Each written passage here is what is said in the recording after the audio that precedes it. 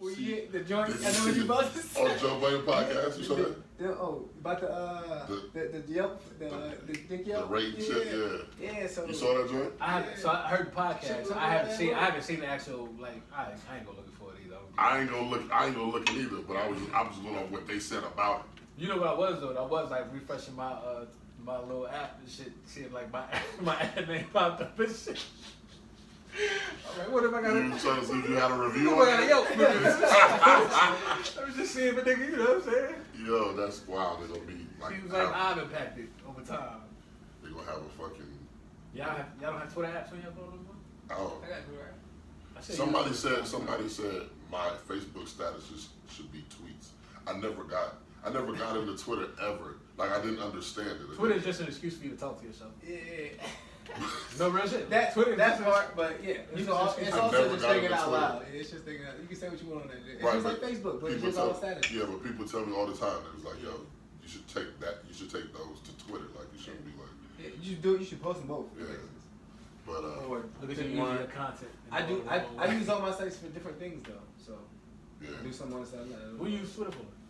I used to only use Twitter to paste a status and then screenshot it, crop it, and put it on Instagram. That was the only. I use Twitter to get away from all of. I use Twitter because it looked like cool as a tweet. So I get away from all of my other social media shit. Like when I'm like saying fuck IG, and I don't really go on Facebook like family shit. I can't think of the last time I like really used Snap. So usually when I use like Twitter, it's like I don't want to be totally disconnected. So that pull that shit out from everywhere. Well, we about to start a whole tangent. We need to start the podcast yet. So turn that down one more. Appreciate you. Yeah. I was about to say it's like the first time I ever been cold. What? That's how you do a nigga trying to get you out their house. They turn their air down real low. turn on all the fans. So what you about to do? Like, give me a blanket, nigga. Shit. Cold as a bitch. So this is the Deeply Opinionated podcast. We are back. Of course, I got the homies with me. I got my boy Meek to my left. Yep. My boy Ty to my right. Already. We are back. This podcast is integration versus separation.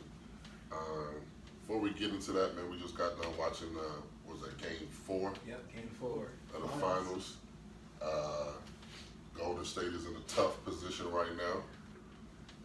Very tough. 3-1 going back to Toronto. I'm telling you, man, if they win that game, man, Drake is going to do a full concert after that. It's about to be the He's best gonna be album. at halftime, too. It's about to be the best album. Now, he will do halftime because, He you know, can they got the jinx and all that, the Drake jinx, so he don't want to perform at halftime. But if they win at home, first one ever, they going to go insane. And you know, in Toronto, they good for, like, flipping cars, that hockey shit, where they be flipping cars. They ain't gonna pull it. Setting shit on Nice. fire. They too nice. In Toronto, that's where that's the hockey. Yeah, but they capital. They too nice. Nah, they I go saw win. they were asking people in Toronto to talk trash. You know what they were saying? It's like, no, we can't do that. No, we don't do that. I don't trash talk. The other team didn't do anything to me. They do say like Canadians are like super like. They are nicer. Dumb nice. They have free healthcare. Yeah, you would be nice too. every time you got a cold, you can just walk into a motherfucking spot. Every time you got an itch, you have a little, your elbows itching, go in. For free. We would all be nice too, and healthy, and we know everything is wrong. A cough, oh, I gotta go see the doctor. We gotta see how what's his name? Van Fleet. Yeah, Van Fleet. Yeah. We gotta see how he do. So he got that little eye contusion. Had to be like 7 stitches in it. Little knocked up. Nigga, fuck that eye. I'm looking for my tooth after the game. Y'all going back to the locker room with my tooth? How you get hit in the eye who grabbed my and tooth? your tooth come out? That's how hard that happened. That happened to Isaiah Thomas, didn't it? Did his tooth get knocked out? He got hit in the mouth though. Somebody else lost a tooth. He got hit in the his eye. His tooth was back in the next game though. Yeah, you go to the dentist. Right. When they say you put the shit in some milk or something like that, and then take it to the dentist and they like plaster it on. Yeah, they can get it back on there. I'm just going straight veneers. Yeah. Don't worry about it no more. Gold front, love the hip hop teeth. Right. I want the mediums though. I don't want the large stuff. It was a good game though. But they just playing a better team right now. They playing a better team right now. Niggas had plans on recording at 8. Right. Yeah. Fucking Niggas around, not watch the realize games. it's 12 a.m. Well, I mentioned it the other day. I was like, yeah, I know we recording the games on. Right. I was like, man, we probably just watched the game anyway. Yeah. Fuck it. But yeah, man, we had a few jokes about Kawhi. I don't know if y'all want to. Yo, man, Kawhi is a weird fella, man. That's a weird guy, man. Nah, but like real shit, if it comes out like Kawhi's like autistic or some shit, like, y'all say it's gonna be a bad look for the NBA. I think it's gonna be because don't they have like a program for autism? Yeah, but what I'm saying is like, okay, all right, let's be 100, right? So if Kawhi is autistic, which is not a laughing matter, right? Right. But if he is autistic, and I think that's what he is, and they just won't say it. You know what I'm saying? I think the reason that they won't say it is because, for real, I dead ass, I think that's what it is. They just won't say it for his image, to protect his image. Because even though autism has nothing to do with being retarded or anything like that, how somebody would say somebody's retarded. Yeah. That's the narrative that people are going to carry with it because people are just naturally negative and how that gets carried. People don't really respect it as autism. People just say, oh, it's something wrong with him, or you know what I'm saying? So I think he knows that, I think his team knows that, and they just won't come out and just say that. But I think he shows every bit of social awkwardness. That's why this nigga is driving a 98 Bronco. Like, That's probably it. Anytime your mind don't function around materialistic shit, and it's because you have like a mental disability or some shit like that. Bro. I mean, I get it. You don't grow up broke all your life, get money, and still live broke. You buy something. Like, I thought this nigga was like a Mormon or some shit. a 98 Tahoe. Bro, it's just it's too many wrong signs, bro. He still got the Meat Mill braids. Hey, I like He's driving a 98 Tahoe. No, but not the. You can't come with the Queen Straight back. Latifahs. They got the He straight got back. to set it off. They got the set it offs. They got the Queen I told you, Latifahs. son.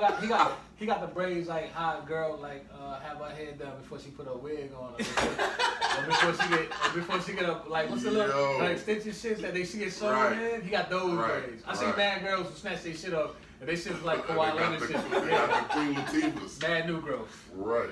Bad new There's too growth. many signs, man. He said, man, new growth. It's too. But how you don't know how to laugh? Ha. What? Nigga said he told Kawhi to breathe. Like, Yo, somebody said it wasn't me though. Somebody said Kawhi is the LeBron project that went wrong. they put that nigga in a petri dish. They was like, nah, this all the good shit. You know how they say This is LeBron is personality created? shit. They tried to create Kawhi and they left some shit out. You said my man missing a chromosome? That's fucked up. Man. Yeah. They got the levels mixed up. How do you do my man like that? You know what I'm saying, man? It's, They measure it right. if he, listen, we can joke about it until he comes out and says it. If he ain't saying it, then we just approach him as just a regular person. Because then we would be stereotyping. I think it's just like it's socially awkward people in like all fields. Like I just don't think he was never in the limelight. He was always a good defensive player, but defensive players get about as much attention as like a C tier player, right? So, But I mean, he never had the chance to be I've seen C tier players. I've seen D tier players make it to the limelight. Jeremy Lin, he handled it very well. He was never awkward. and Kawhi was at all. not, and he wasn't always like not exposed. I mean, he was on like a Spurs team that went on a tear for like championships and shit like that. So he's been around a lot of the media. Yeah, but he never shit, you know what I mean? he never had to experience any of that because he had Ginobili. He has. He won a He Finals was the MVP. Finals MVP. So he's accustomed to some type of attention that's on him. Right, but when he was getting that attention, he wasn't out seeking it. He wasn't trying to be the best player. He was just playing well. We're not asking him to seek it now. We're just asking him to be fucking regular. Yeah, be personable. Shake somebody's hand, dap somebody up when they What the try to nigga dap doing the damn side you. dap? He said, I just think they had an issue. They had like a team issue. The nigga walked up. bro, it's not that hard. You Word. just dap somebody. That's just natural. This is Universal. Yeah. universal. Yeah. The world knows what this is. You can be in Italy and be like, they're going to dap you up. White niggas, if you having a conversation with a white nigga, you're Right. talking, and he's like the most, you know what I'm saying, white bread dudes you'll ever meet. Hey, my man, he be like, It be Got awkward me to right them, up. but they know what it is. You know what I'm saying? He gonna know what to do. Come on, man. He pointed at the nigga finger, pointed at the nigga hand, was like, that way. I think some of it. I think he just does some of it to be funny. What if he trolling everybody? What if he like really got a sense of humor? We just ain't catch it. What if he go home and watch That'd this be shit? Be like, that'd be crazy. watch what I did on ESPN tonight. Watch what I said. That'd be epic if he was like. Nah, I was fucking with y'all niggas. If he came out with a book, like what if Kawhi just start acting cool out of nowhere? Like next interview, he was like, "Hi, y'all thought I was crazy." Trying to show you niggas I do this every now and then. I don't even be trying to get in my bag. Yeah. What if he was trolling us? That would be chilling. crazy. Yeah. That would be crazy. Like, And I'm gonna buy all that nigga New Balance. I'm like, yo, Kawhi lit, cuz. Yo, you got those in black and red, my nigga? That I need would those. be crazy. That's fucking funny. Yo, but you know what, man? Like, see, that's why I say I think when I be thinking about like the dream job I want to do is just I want to be creative director because I can just think about all of the funny ass commercials I could make with his awkwardness. Yeah. Like just put him in like situations where you're not supposed to be awkward, but he's being awkward as fuck. I seen what's the Bro, I can think show? of so many commercials I could make off that shit, like making a whole The nigga thing. was on a YouTube cooking show with another. Was it Serge? Was it Serge Ibaka? I think it's his show. And he was super awkward cooking. Like it's nigga, it's the most like yo, my nigga, yo. He need a PR person. Yo, He needs a hope publicist, bro. I hope he got somebody checking on his mental state, man. We don't want Kawhi to be the first NBA serial killer. How you earn? We don't want that. How you earn $80 million over 4 years and you still have $72 million of the $80 million? Like, and the only $8 million, the $8 million is probably like what management, like expenses and shit like that. Cause you gotta live in a certain type of He life. probably stay in a one-bedroom apartment. Y'all better watch out for Kawhi, man. That's why. So why Kawhi would he got the leave? one So why bedroom. would he leave if he won a championship? The only reason he would leave is to get max money. They go back home. He's from Cali, ain't Yeah, he from Compton. he? Is he from Cali? He Yeah. from Compton. Oh, and he from Compton? Yeah. That nigga going through some mental shit. He sees Kawhi done seen some shit, yo. Right. Yeah. Kawhi done seen That's some why shit. he like that. That's crazy. That don't make him autistic. He like the girl from Us? He like the little girl from Us? Nah, that's that. No. He is silly. That's crazy shit. Now he got trapped. Snatch that Somebody nigga. took him. Snatch him in the fun Oh. house. Snatch somebody in the fun house. Oh, shit! Oh, shit! You snatched the nigga. Oh, You did this. hold on. You did this. Hold on. You did this. Hold on. He's Hold the on. Let's talk Us was about a it. movie about Kawhi. Hold on. Let's talk about it. Oh, shit. Yo, Kawhi is the us nigga. He got snatched. He the first? He the first one. That's why he's still doing the braids. He didn't leave. He rocking the braids from when he got snatched. He don't know how to change his style up. That's it. He got the 98. That's when he got the 98 Tahoe. Nigga snatched him in Because that's when he got snatched. Nigga still trying to adapt to what's going on right now. He's like, nah, I'm gonna figure this shit out. Once I get all this shit together, y'all can interview me once I get all this shit Yo, together. Kawhi is one of us niggas. Told you, son. That nigga got swapped. The nigga was in It just happened to be good at basketball. the nigga was in a fun house. Instead of like he who They played LA one year. Nigga was in a fun house. Probably his rookie year, some shit. Yo, Nigga walked in by his dolly. Thought this shit was closed. that nigga went to the And he probably, Cotton Festival. and he probably had a low cut when he walked into the motherfucker, and his nigga with the braids snatched him through the mirror and double ganged it. It was a double gang. Is that what it it is? went down in the New Balance spot. Right. Oh, was that New Balance store in the That's why back? I rocked In the the New warehouse? Balance. New Balance snatched his ass up. So yeah, that's a contract. Yo, We got that's this nigga. wow. That's funny. Kawhi is one of the us niggas. That's why he like got smacked. He be eating radishes and shit. Nigga just found out what real protein was. Yo. He can't get right. Yo, they Kawhi's- gotta relax, bro. Kawhi's can't get right. I'm telling you, I told y'all niggas. I told y'all. I'm not fucking with I y'all. told y'all that niggas that mental earlier. handicap shit. They gonna scratch. You gonna lose half They your gonna followers. scratch Kawhi one time, bro, and all that metal, gonna, like the Terminator, gonna be under that nigga's skin. Man. You say y'all don't like his game, man. I like his game because it's smooth. I don't dislike his game. I just don't I think hate he has a smooth game. They call the nigga little fundamental. Like I hate it. he has a smooth game, man. I hate his game. His game is like I But hate it. but fundamental doesn't mean smooth. In fact, No, I would it say doesn't. the It doesn't. smoother players are those who, like Who would be a smooth player to you? Jamal Crawford. facts. Smooth. Smooth, yeah. We talking style. Like But that's smooth though. That's smooth. It is smooth, but like I think Kawhi shit is smooth because it's so fundamental, but it's also very exciting It's when he gets efficient. going. Like y'all ever seen him on an in and out, or when he goes like for dunks, his dunks look exciting even though he's a boring person. Like the nigga's the most boring nigga in the world, and even in those little spurts, the shit looks like to me like damn that nigga is hooping. Like it look good. I mean, it is super fundamental, but super fundamental is boring. I know dudes that game was not smooth, and they'll go and drop 30 on you. But it's different than That's when you the see worst. somebody Basketball's who art, out there man. is. Basketball's art. Yeah. Like, That's the Brother, worst though. You play with somebody who had an ugly game but got buckets. Yeah, Now, that piss you off. yeah. That piss you off. Cause that's the type of game you go to and But you like, how yo, is the why nigga is scoring? why And is you he lose crushing? 30. Why is he Yeah. scoring? You know who game that reminds me of? Speaking of that famous Los nigga, his game looks super trash to me. It looks super like slow and lazy. He but be he killing, but he niggas. only ever be playing white niggas too. Like I never seen him like getting off with niggas that look like us. He played in the All-Star game. Yeah. And who was he playing against? Yeah. Niggas that don't play basketball. Nah, it was some vets out there. I didn't see him go. You know who? Yeah, but the vets. The only is nigga there I seen him because play of the against. time, not necessarily What's the light skinned nigga that be doing the videos? The personation nigga. B Dot.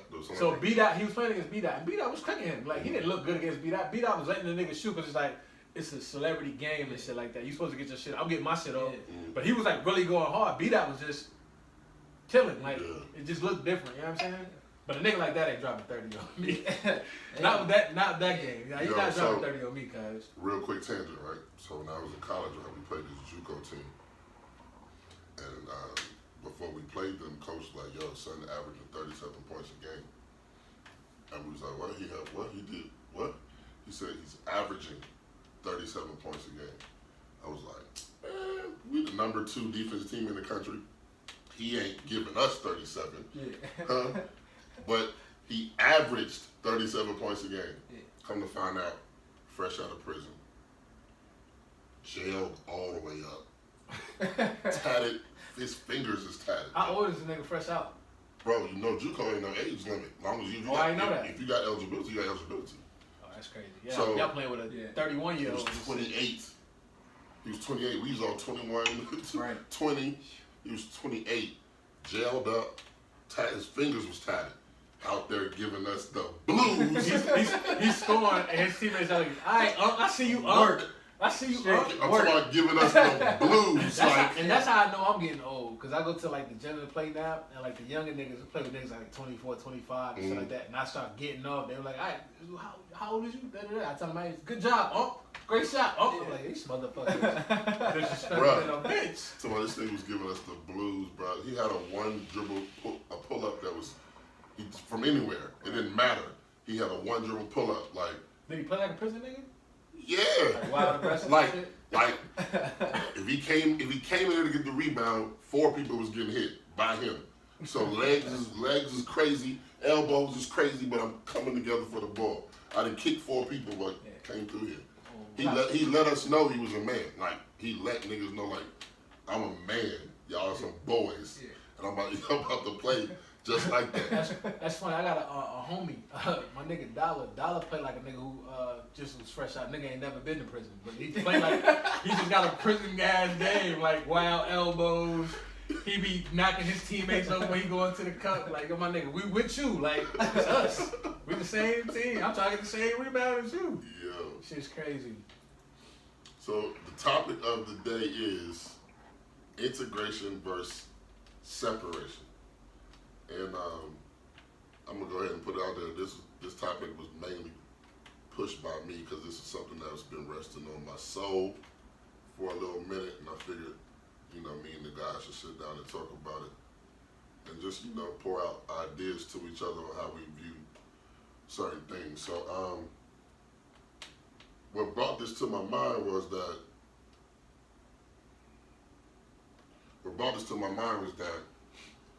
I feel like we always, from what's been going on lately, it's like we're always trying to be a part of something.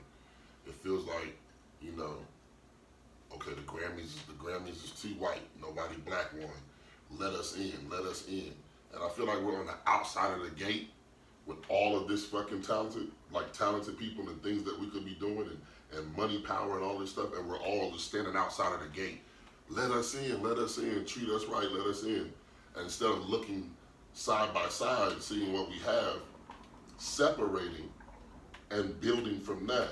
But I feel like at some points we won't ever get to that because we're already Americanized, right?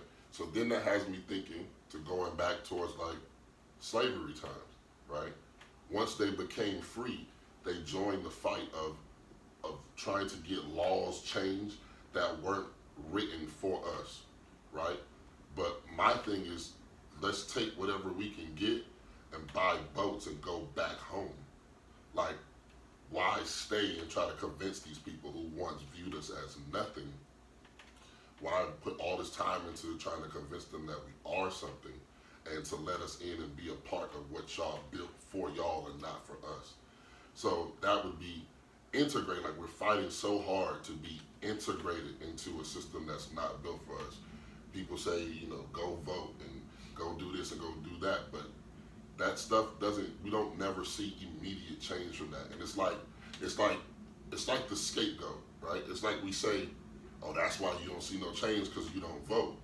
But in the end of the day, you can look at certain people that we put into office.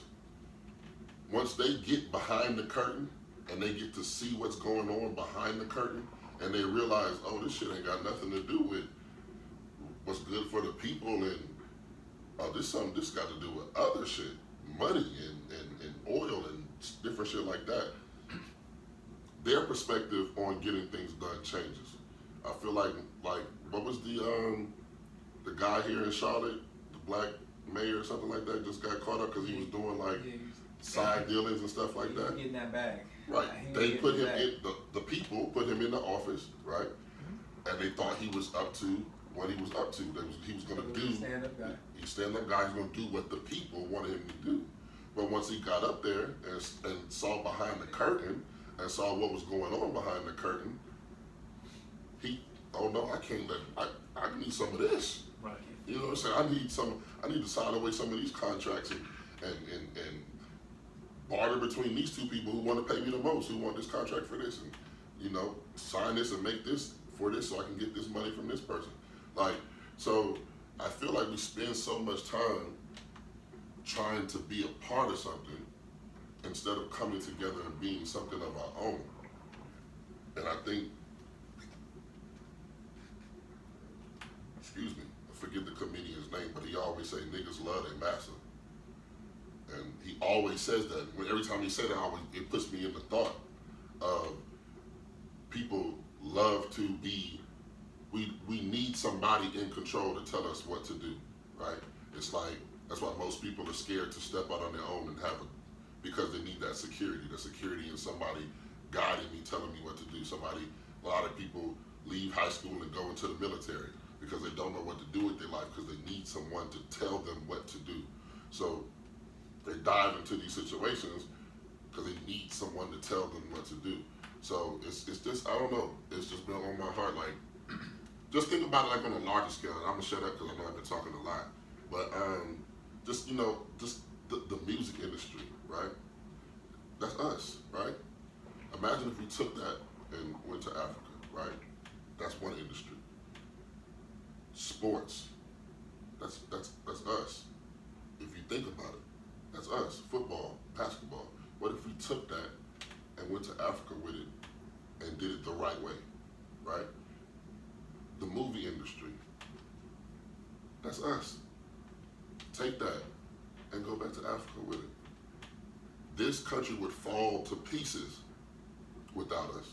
We don't know that. We think we're the scum because they have convinced us that we are the scum of this earth. But without us, this country would crumble. So we should recognize that power and not spend so much time trying to be integrated, realize our power, and let's do it our way. But I think that can't happen because we're too Americanized already. So because we're too Americanized already, it would be a total re-education of a whole entire population. which would be very, very hard to do. Well, I say like you say we're dependent on learning something and having that security from someone else, but I mean, you're gonna have to learn. You have to learn. Like you said, people go into the military exam to do with their life.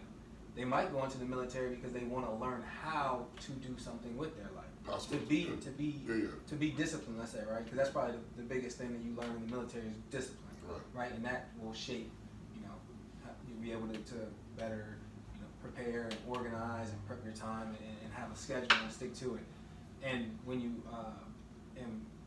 look across the board at trying to take something like the industry, the music industry, or any other industry, let's just say banking, because how many black banks are there, right? So yeah, black people could get together, create a co-op or something, put their money together, start a black bank, and there are a couple who have done that. I think, what's his name, Killer Mike. I see him all the time on a YouTube ad or something about he advanced black because I think he invested in a black bank, which is great. But you have to learn those skills. You got to learn those skills from somebody, and the best people to learn it from is the people who already know how to do it. But again, you can take that what you learn and then go start your own thing. I don't know if moving to a different place is something that you want to do, because I mean the infrastructure in Africa is not what it is in America. The temperature is different, the climate is different, the culture is different. So that would be tough. But as far as taking it there, like exporting it there, that could be great. You could start that there. There probably already is a music scene over there. I don't want to act like they all, there are cities in Africa that do have music in Africa. Right. But it's culturally influenced by us. It is, yeah. It all is. They still have their own. Yeah. They still have their own cultural identity. Yeah. African music and African ambiance. Yeah. It's I'm sure they have it's a full thing. labels and. But like how he said, like our cultural footprint, our American, African Americans, like at the foundation of everything that goes on in the world runs from the vein of everything that we do, whether it be fashion, whether it be what's trending and what's hot. Like we are like the architects for everything that moves commerce and money. Well, we can say fashion, but how many black fashion houses are there? Well, yeah, you validate my point, because they steal from everything that we do. That's the point, because we're not trying to build our own. We're trying to go work for Gucci. Right, but what we're trying to go work for Chanel. We're trying to go work for those places. But what I'm saying is, like, I'm agreeing with you that I think that there needs to be more small black businesses. I think that there needs to be more big black businesses. I think there needs to be more black doctors, black lawyers, black success stories, black people in positions of power. As individuals, you got to put yourself there. But this is what I'm saying though. I don't want you to confuse what I'm saying. I'm not saying let's go be Americans in Africa. That's not what I'm saying. I'm saying let's go to Africa and do it the right way. Live the right way. I'm not saying let's go be Americans in Africa. That's not what I'm saying. Respectfully, I disagree wholeheartedly. Like, us going back to Africa, I don't know if people are aware that, like, even that region of the world has a disdain for us as Americans because of all of what it is that they believe we have that they don't have, and we're not as accepted. Even when like African Americans go to Africa and go to places where it's people of our skin tone and our hue, we're looked at like tourists because we conduct ourselves like tourists. The majority of us that go there, we're there for the ambiance for 2-3 days, however long we're visiting, and we treat it like we're looking at fish in a fishbowl. Because we are Americanized. Right. So going back to Africa wouldn't do us any good. Right. That's why I said I don't think it would be possible. The best because thing, we are Americanized. What is possible is for us to build our own nations within a nation. That's possible. That's actually happening with the Nation of Islam. They have their own infrastructures, their own banking, their own doctors, their own lawyers, their own teachers, and they get back to over 30 cities across America, and they're building their own, the Nation of Islam. They're building their own nation. But they're building that for a religious purpose. They're not building that for black. A lot of the stance of what they're doing has its footprint or has its imprint on us trying to separate ourselves, not in totality, but like so we are able to live within a colonized world, that we don't have the same means, we're not valued the same. Integrating us is kind of like the worst thing that can happen, because all it does is put black people in a position where we either have to assimilate or imitate to get by. And it's us. It's the equivalent of saying, it's like moving into somebody's house. You integrate us, you put us into your society. We're allowed to come and stay inside your house, but we can't come in and move any furniture around. We don't have those type of rights. So we're allowed to be here as long as we're out of sight, out of mind, and we pay our dues that contribute to the house as a whole, even if we don't get any ownership, we don't get any say-so, and we're not able to dictate what goes on and what does not go on. It's for the sake of us being out from the cold into a place of warmth, even though we're still giving the cold shoulder while we're in this infrastructure. That's basically what the equivalent of it feels like with integration. It's stripping everything that we have. We're a 1.4 trillion spending. Black Americans, African Americans, people brown of our ethnic background. We make up the majority of the spending in America, yet we don't own over 3 or 4% of land. We don't own a bunch of houses. We make up a minority when it comes to the actual, the seeing and being able to do within America, even though we spend the most money.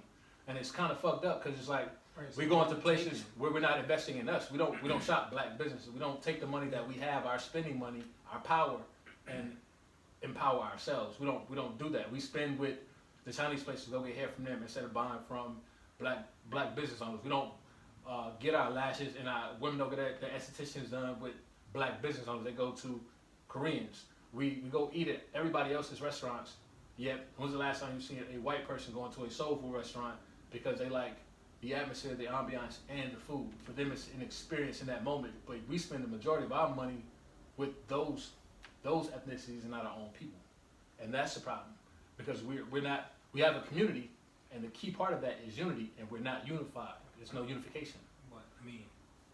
What are you taking from the black community that is so prominent as far as businesses are concerned, since we only own we probably our money?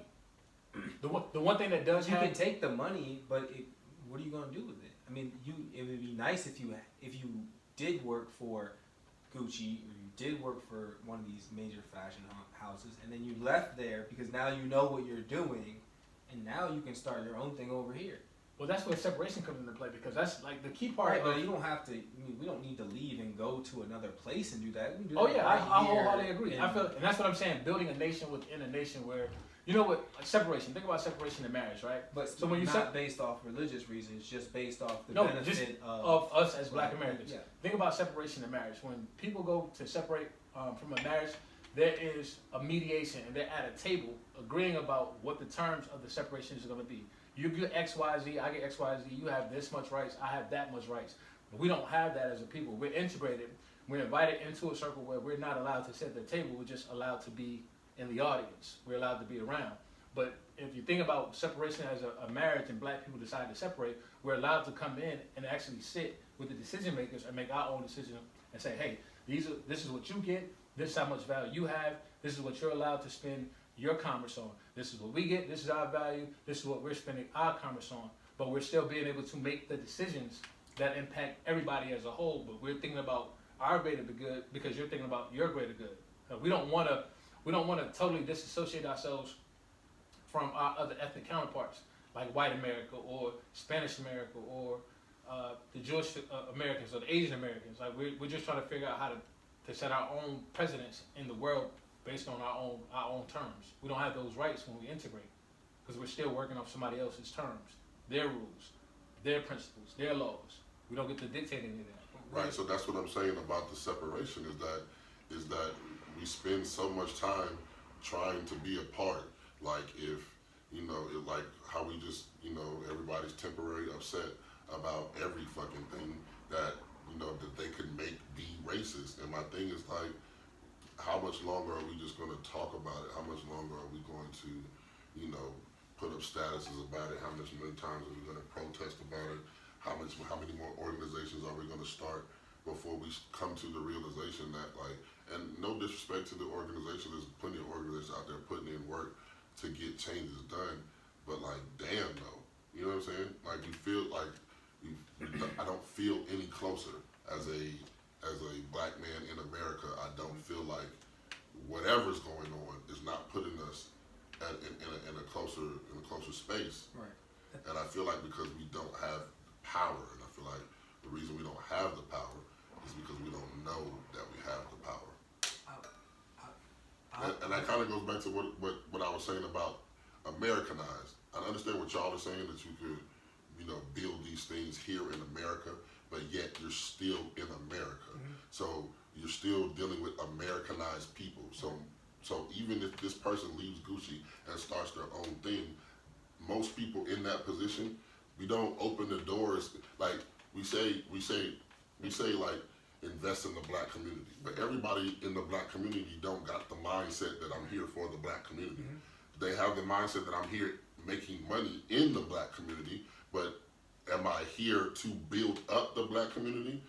That's not always, those two different things. So everybody's mindset is not that. So just because you in the black community and I go to your store and I spend money in the black community, that doesn't mean that that person has the black community in mind. Mm-hmm. So I don't think keeping the money in the black community is the answer to the question, or I feel like manipulating the system based on the money that we spend. So I did forget where I was at.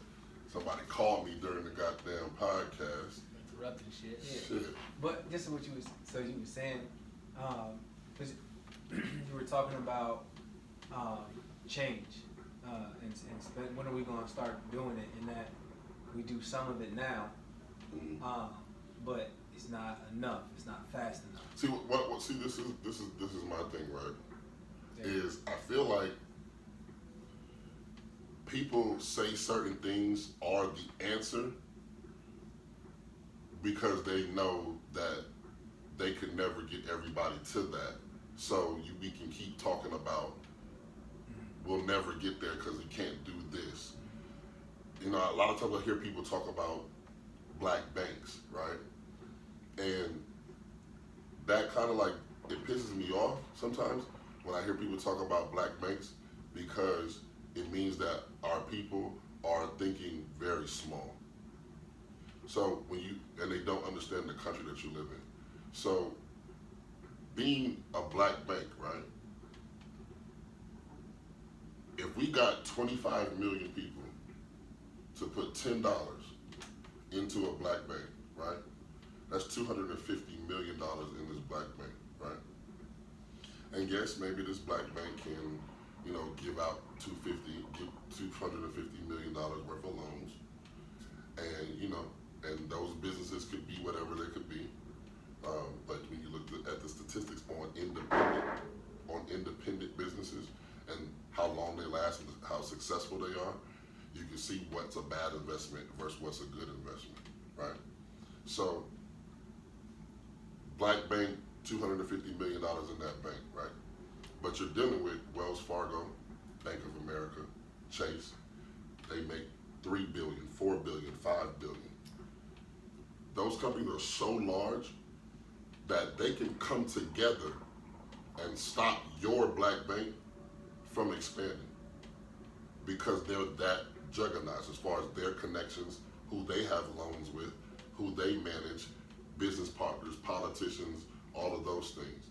So people think just starting a black bank is going to build up the culture. It's not. That black bank also needs a legacy of connections and intertwine in the system to where you can pull strings and make things happen.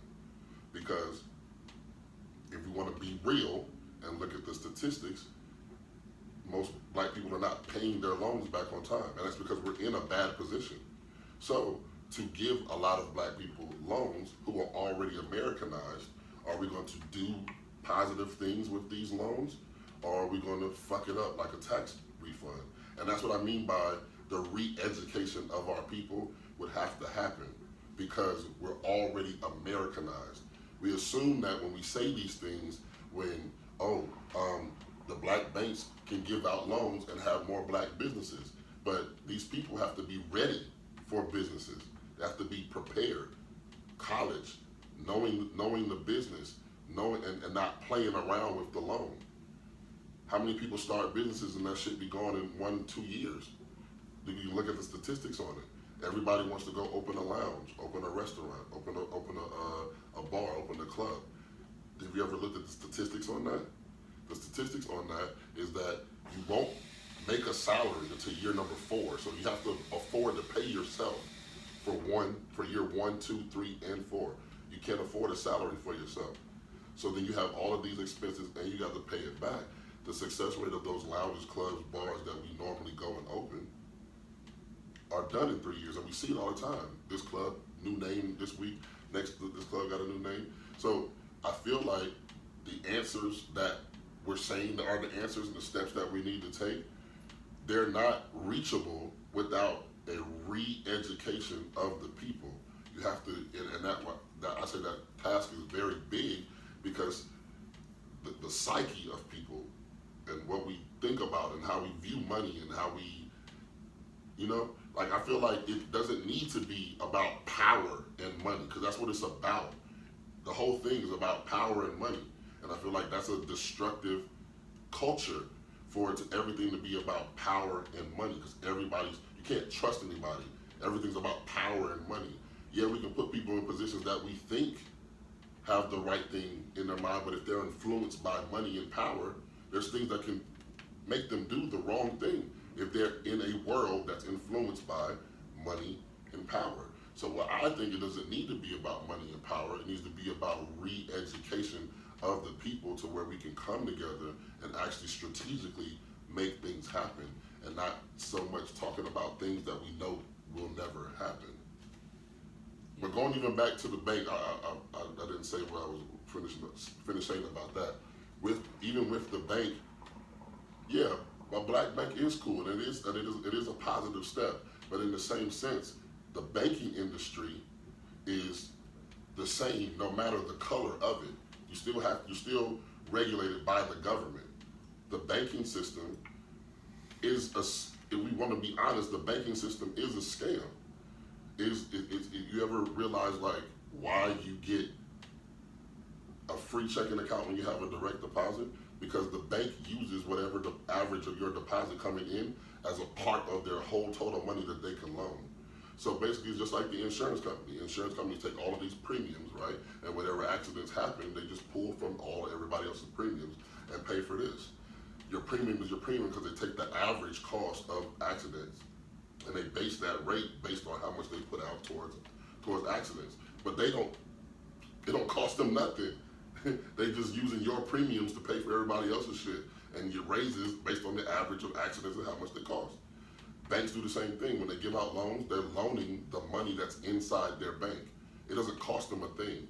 So you're paying them to hold your money, but they're using your money to loan to other people. And then they collect interest off that loan and don't give you none of it, but they're loaning the money off of you. So if you put a black face on that bank, it doesn't matter. You still have overdraft fees. That's crazy.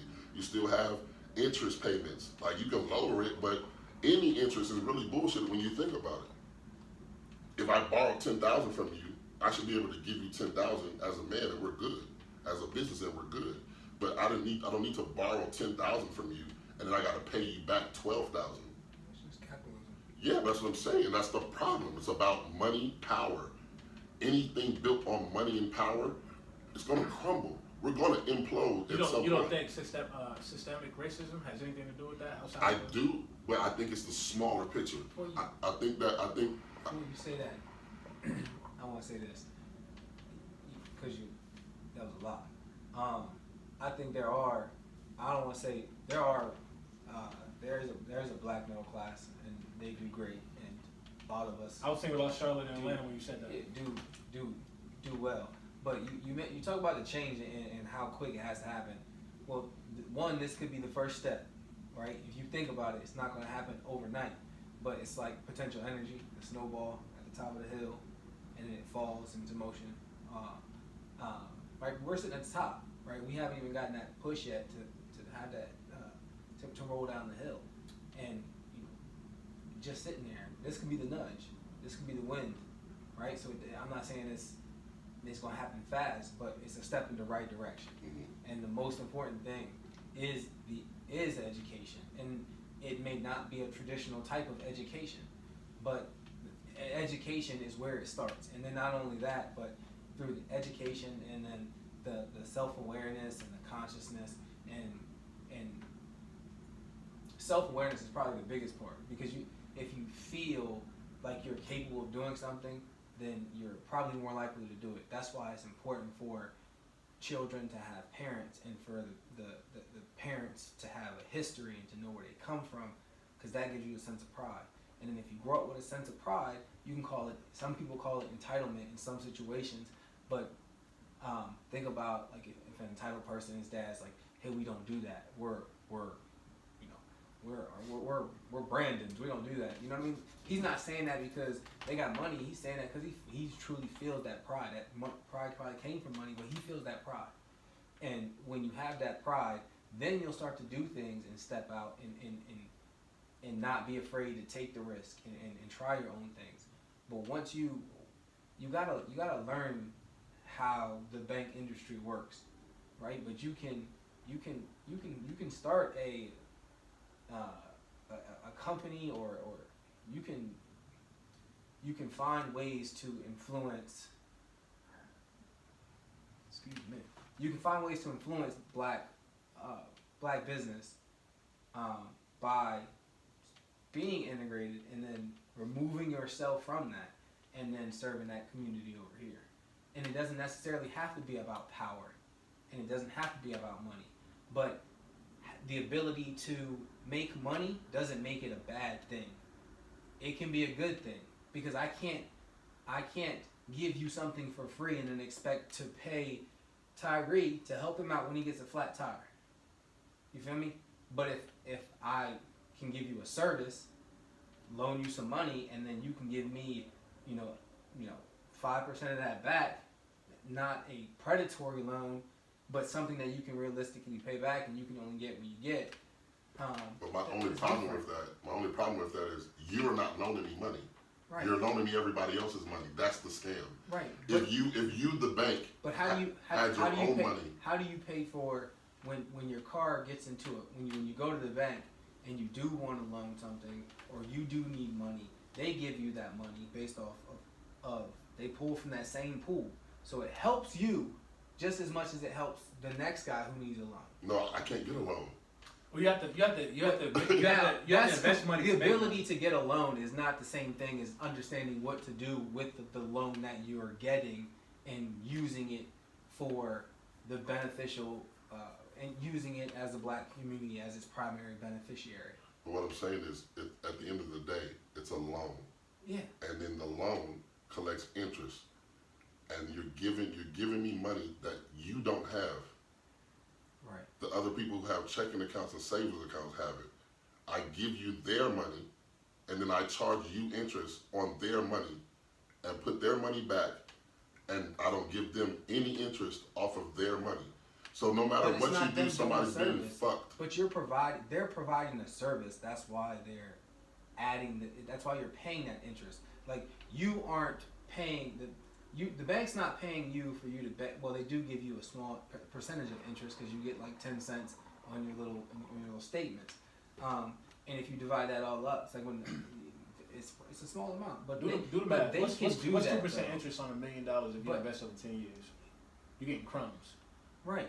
But you're not providing that service, right? You're not going to the bank and saying, hey, bank, I'm gonna bank with you, but for every loan you get, I want 1% of that loan you get. You're not doing that. The bank is saying, hey, you give us your money, we'll hold it for you, and we'll give you a percentage we'll give you interest.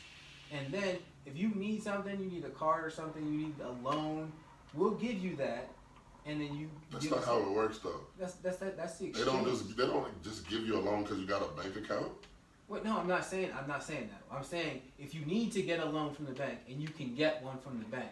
If you're able to get one. Yeah, if you're able to. We're not talking about.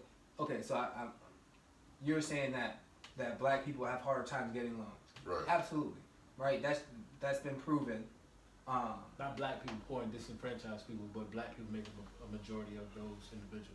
That's my thing, Right. Meek. That's my thing, Meek. Is if you cannot get a loan at Wells Fargo, you're not gonna get a loan at the black bank either. They have the same regulations. They're under the same things. So what I'm saying is, the black bank is not the fix for black people. It's not like, hey, come to the black bank and everybody gets a loan. No, you still have requirements you gotta meet that you have to meet at Wells Fargo and Bank of America too. But that's what I'm saying. If you get the loan, it's a false reality to the answer to the problem, or one of the answers to the problem. I don't think it's an incorrect answer. I think that it would be nice to know that when you go to a bank and it's a black-owned bank, that they're turning you down not because they're being racist, but because you don't fit within the guidelines. Let's face it, if you went to the bank and you talked to a white person, or you saw all white people working there and you didn't get the loan, you'd be like, dang, that's probably a little bit racist. But nobody cares about feelings when money is involved. I don't think that the transcends past black or white. Right. I mean, you need to. One of the main issues with we do give out loans to people. We are able to go get a loan from somebody, right? And we may not have the ability to pay back that loan at any point in time. You should not be able to get that loan if you can't pay that loan back. See, but what my point is, you shouldn't need a loan in the first place. You should be able to live at your means. That's what I'm saying. Money and power is so big. That's why it's an imbalance, right? If you had a culture where everybody lived at their means and what they need, and not, you have people with $30 billion. Right, but they work for that. Did every billionaire work for that? There's a lot of inherited Whether money. or not you inherited the money, somebody worked for the Scam, money. fuck the system. That's work. That's hustle. That's Sweat equity of somebody else's knowledge and information. Stealing ideas. yeah. It's a ton of it. Robbing the poor people. It's not, you don't consider that work. Right. No. You don't get to those levels clean. It's hard to get to those levels clean. All right. So lot of let's say people do, this then. but a lot of people don't. Then let's say this. I'll say this. Some people, the majority of the people who have money, work for their money and did not obtain it illegally or doing some immoral thing. Now there are people out there who do that, but let's not act like that's the majority of people, because we don't live in the wild. At one point in time, probably but a lot of people have morals. What you leaving out one big factor in all that. Not even like, you know what I'm saying, just obtaining wealth by obscure means. There are people who are not us, who come from generational wealth. It's been spread out evenly. People marry into classes that are also from wealthy backgrounds, and that's how they evenly distribute that wealth. Like it goes from one power class to another power class to another power class, and they just so happen to be Caucasian or not of African American descent. Even with Indians, even with Africans, Haitians, who have tons of oil money, things like that in Sudan and whatnot, that is generational wealth. You can drill on somebody's land, the equivalent of American dollars would be worth $10,000, and then they happen to hit an oil spot on their land, and now that's generational wealth for a ton of people, and they just they pass that wealth off. We don't have a ton of that in America. That doesn't exist. Like people think wealthy is celebrities and pseudo celebrities that you see who are worth $3 and $4 million or $20 to $25 million. That's not generational wealth. It's a starting point for creating that generational wealth, but you got to think about the colonizers that have been here since the 13 colonies were founded, who've been passing off squire money, or they come over from England and they bring money over and they start their own nation, but then they have to figure out a way to divvy ends for goods and services and things of that nature. So we're just going to copy what they're doing over there. We're going to bring our money, and now we're just passing this wealth down to our kids. Yeah. So we're not conditioned, nor have we been fortunate enough to be in those same situations, because our journey to America has not been the same as our white counterparts. Right. But that's fine. But that does not mean that the education, that we can't start to educate people so that they can obtain wealth and then create generational wealth so that they can pass that down. Okay, so shortly after the Emancipation Proclamation, we were allowed to have our own commerce, our own businesses, even our own portions of land. So think about the 1920s, Black Wall Street, and then all of that came tumbling down, not to our own devices, but because It was burned down.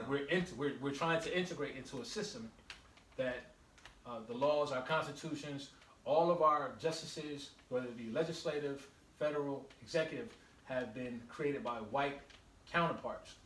You know what I'm saying? A system set up for us to fail at every turn. Yeah, that was just So- a racist act, though. And of course it was.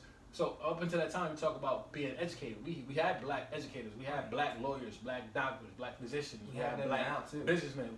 We do. But at that point in time, it was at the height of us coming off of being enslaved for over 300 years at that point. So it's more of a situation where you are more empowered now to create your own means, your own ways of living and surviving based on everything that you've just gone through. Now we've been conditioned over the last 150 years to believe that we have to lean on and depend on our oppressors. So we're black kids. When you're brought up in a black household, at least from my time period to my mom's time period, my grandmother's time period, we're educated on how to conduct ourselves around white people, white kids, white business owners, white employees. Nobody teaches them how to conduct themselves around us. So we're still being conditioned to assimilate from our parents, their parents, and their parents. A slave mentality that's been set with us the entire time. So we talk about re-education. Right, that's what I'm saying. A lot of that starts with And self-awareness. when you talk about self-awareness. Self-pride. Self-awareness sounds like to me self-determination, because you want to talk about self-awareness and us looking inwardly to figure out what we should be doing next. If you have Introspection. self-determination, you think of ways to do for yourself. You start devising actions and plans to do for yourself. You can't mobilize and conduct actions without having to being able to think on your own accord for your people, for your betterment of your own race. I mean, that's not trying to be a separatist. I don't believe that we should separate ourselves from our counterparts that are of other ethnicities. We should be able to associate with who we want to associate with, be friends with, make businesses with people we want to make businesses with, things of that nature. But we should still also cultivate our own gardens with our own people. And that's getting back to everybody being a collective. The problem is we're this crab in a barrel mentality where we're competing against each other at all times. At a young age, you're taught to compete against people of the same color as you. White people are not taught to compete against each other. They're taught to come up, get your education with your right privilege, and then marry somebody else that's in the same vein as where you come from, so that you can build that through another generation of white kids. That is it. That's definitely it. And then also a problem too is that I talked about this too with generational wealth, is that we're conditioned to as teenagers growing up, we can't wait to get out the house, right? And then your parents, and I speak for myself, my parents didn't educate me on credit and loans and you know, just they didn't educate me on any of those things. So it's kind of like they sent me out in the world unprepared for the world, and I think that happens a lot in black families because we're conditioned to, we want to leave, we're ready to get out the house and be grown, and our parents are kind of ready for us to leave. We've been around 18, 19 years. They're ready to walk around the house naked again and you know, do the things that they did before we was around. But I feel like that's the problem, right? Because if we were on the track of, you know, in my house it was a family of 5, so it was my mom and dad and three boys, right? So when I turned 18, I should have went to college. What if I didn't go to college, right? And I got a job, right? And I still stayed home. And that's 3 incomes, right? And then my brother, he got old enough, and then he gets a job. And then my other brother, he gets old enough and he gets a job. Now you have 5 incomes coming into one household, right? Which allows this household, a generation, to start well.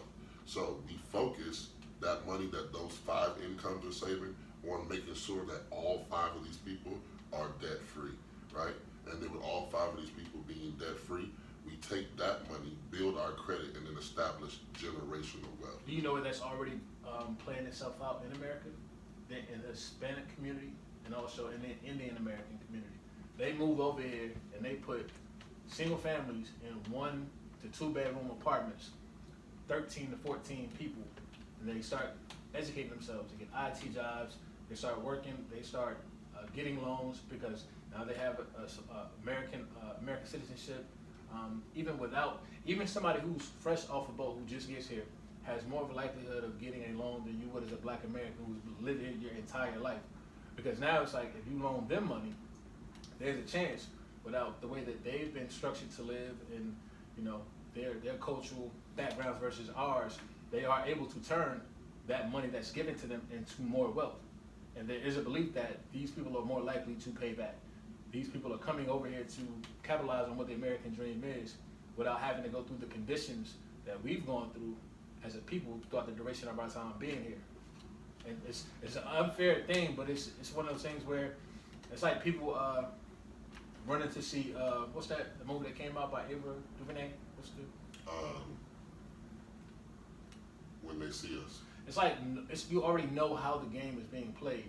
Like I said, I told somebody I've seen the documentary before that series ever dropped, so I didn't rush to go see it to be compelled to feel away because I don't think that was made for me. I've seen her interviews and it's about the humanization of black boys in America. That's for the eyes of white individuals or people that are not of our race and background, for them to understand what it is that we're going through as far as racial injustices that happen in America. I already know. What's crazy is you are a black man. I wouldn't have to see that movie, and I could paint you that same story in a different plot with different people, Right. different. I don't have to see that to know that is a truism as to what's happening. Right. Black women don't have to see it to know that's a truism to what's happening. It's like I don't want to see another slave movie. I don't need to be reminded of how much of a setback it is for me to be someplace where I personally didn't choose to be at in the first fucking place. I didn't ask to come over here. Right. I didn't ask to be in America. I didn't ask to be colonized. This is me against my free will, being sold off, going through that the triangle trade. Like these are things that we don't have the ability to control, yet we do now. We want to, and it's, like I said, the problem is within the black community we are still lacking unity. And it's not saying that we all have to think identically, but we all have to be able to think within the parameters of reaching the same goals and the same objectives as a people, as a united front.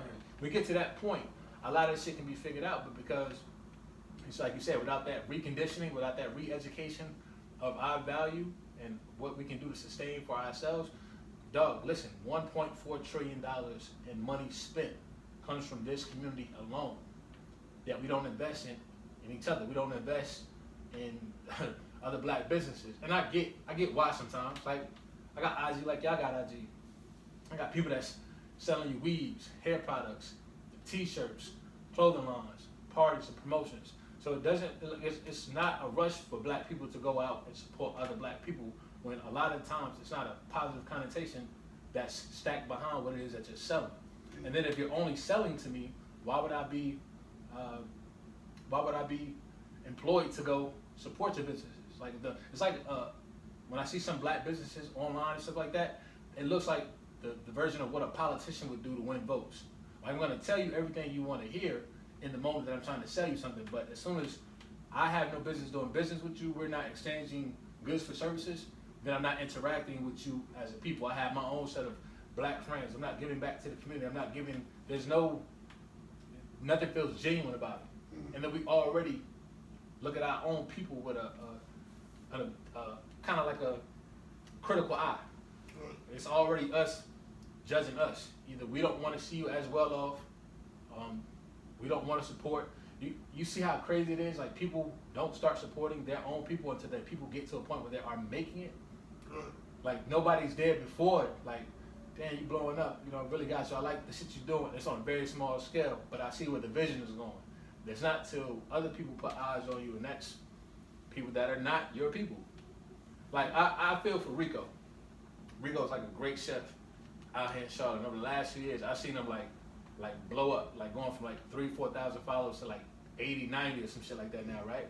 And a lot of what he get is like black support. But think about how much more support he could have been getting if people had already jumped on board and recognized the talent without having a bunch of people going in and start following. Now once he gets to a point where he's catering and chefing for the elites, the white elites, outside of the black elites, then what the narrative is going to switch. Because that's what we do as a people. We got to figure out a way to tear him down now. Like, as soon as he starts hosting that in the hills or, some shit like that, like out in Wine Valley, wine country or some shit, watch how his people turns on him like, damn, nigga Rico sold out. Like, get a little bit of money, now he go out and pump his shit to motherfuckers. That ain't even his background. When you had the opportunity to support him right now. You know what I'm saying? And that's the thing is that's why I speak to the re-education so bad is because the communication between black people is just it's fucked up, and it's like, we value things off a price tag. It's like, like we look at a Gucci shirt and look at the price tag and see that it's $700, and because it says Gucci on it, we'll spend that $700 just to feel important because we got that Gucci on. But a smart person would realize that, this is a fucking t-shirt that probably costs no more than $4 to make. What is the fucking profit on that? A $700 shirt that probably costs $6, $7 to make, maybe if it's embroidered. But if it's just screen print, the shirt probably costs $4 or $5 to make, and it's a $700 shirt. But we look at that and like, oh, I'm cool now, and that's the re-education that needs to change. Is that we need to. Like I was thinking the other day, I was like, I used to really be into having a nice car. Like every car I bought, having a nice car. But then the older I got, I was like, bro, that shit's not even important no more. It's like, long as I got something decent and it's reliable and I'm getting where I need to be. I was driving a Challenger paying $650 a month. $650 a month. It was loaded, hit me, all the works. $650 a month. That's just the car payment. I ain't paid insurance yet, or put gas in it yet. It's $650 a month. You know what I'm saying? And I'm like, I could be paying half this, get something nice, and be stashing that and putting it towards myself and doing this. But it's just, you have to go through your shit to realize what's important. I think we all get there when we mature, but I feel like as you mature, you kind of give up that fight because you not really give up the fight, but you don't have the fight to go because it's been beating on you for so long. And now you're starting to realize, I think like when people get around 30, 31, 32, 33, 34, 35, you start to see things for what they really are. And some people make the decision to just, go with it or fight against it or just give up completely, I see people around that age, a lot of people around my age, see them starting to have conversations about, God and church and stuff like that, and just things that are not really making sense. Like I see Charlamagne, he's been brought up like 6-7 times, like wondering, is karma still real? Like, is that a real thing? Like, is karma a real thing, or is that something that we've established in our minds to force people to be good? So I tell you, what goes around comes around, so that you'll be a good person because you want good to come back to you. So you're not being good because you're a good person. You're being good because you're scared that if you be bad karma is going to come back to you. You're being good because you feel incentivized to be good, thinking that good's going to come back to you. So in that point, you're not a good person. You're just doing good, hoping that good karma comes back to you. But is that really real? Like when you think about, I know I'm probably going on a tangent, but I kind of dealt with that with my mom being in the hospital and also Nipsey getting killed. Because it's like, damn, if karma's a real thing, then why the fuck is my mom laying up in the hospital? My mom has been like, she's one of them people, you know what I'm saying? Like, she's one of the people who will have us in the dark 2 days until she get paid, because she paid another family's bill so their lights can be on. And we'll be sitting in the dark for 2 days while the other family has light. And we'll just get ours turned back on Friday when she get paid. But it's like, she's one of those type of people. So to see that happen, it makes you kind of feel like, I see this person do good all of their life. And then I read a book and it was talking about the people who go out of their way to do good are not genuinely good people. People who do good just because like it's a difference between doing good and then a person who goes out of their way to do good. A person that goes out of their way to do good is doing good because of guilt of something that they've done in the past. People who just do good as normal good people, those are genuinely good people.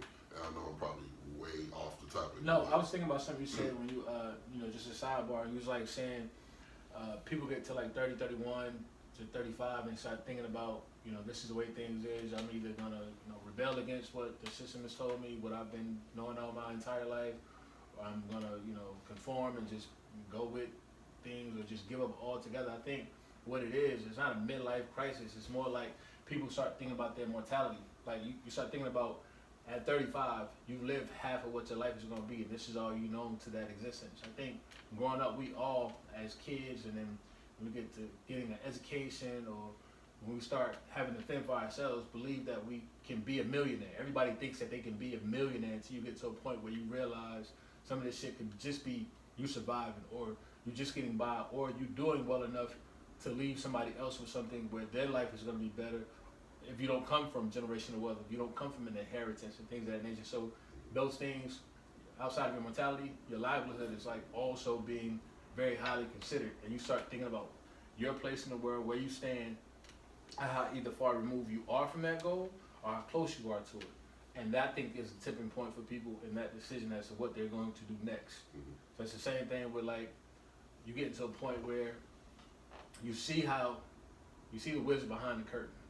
You see all of the obstacles that are set before you, even if your parents have told you, even if you learned it in school, even if you've seen it in the media and daily. Like, you already see what it is. And if you haven't made a conscious decision at a young age to be on the front of, you know, people are outraged when police shootings happen. Then everybody gets together and they go march.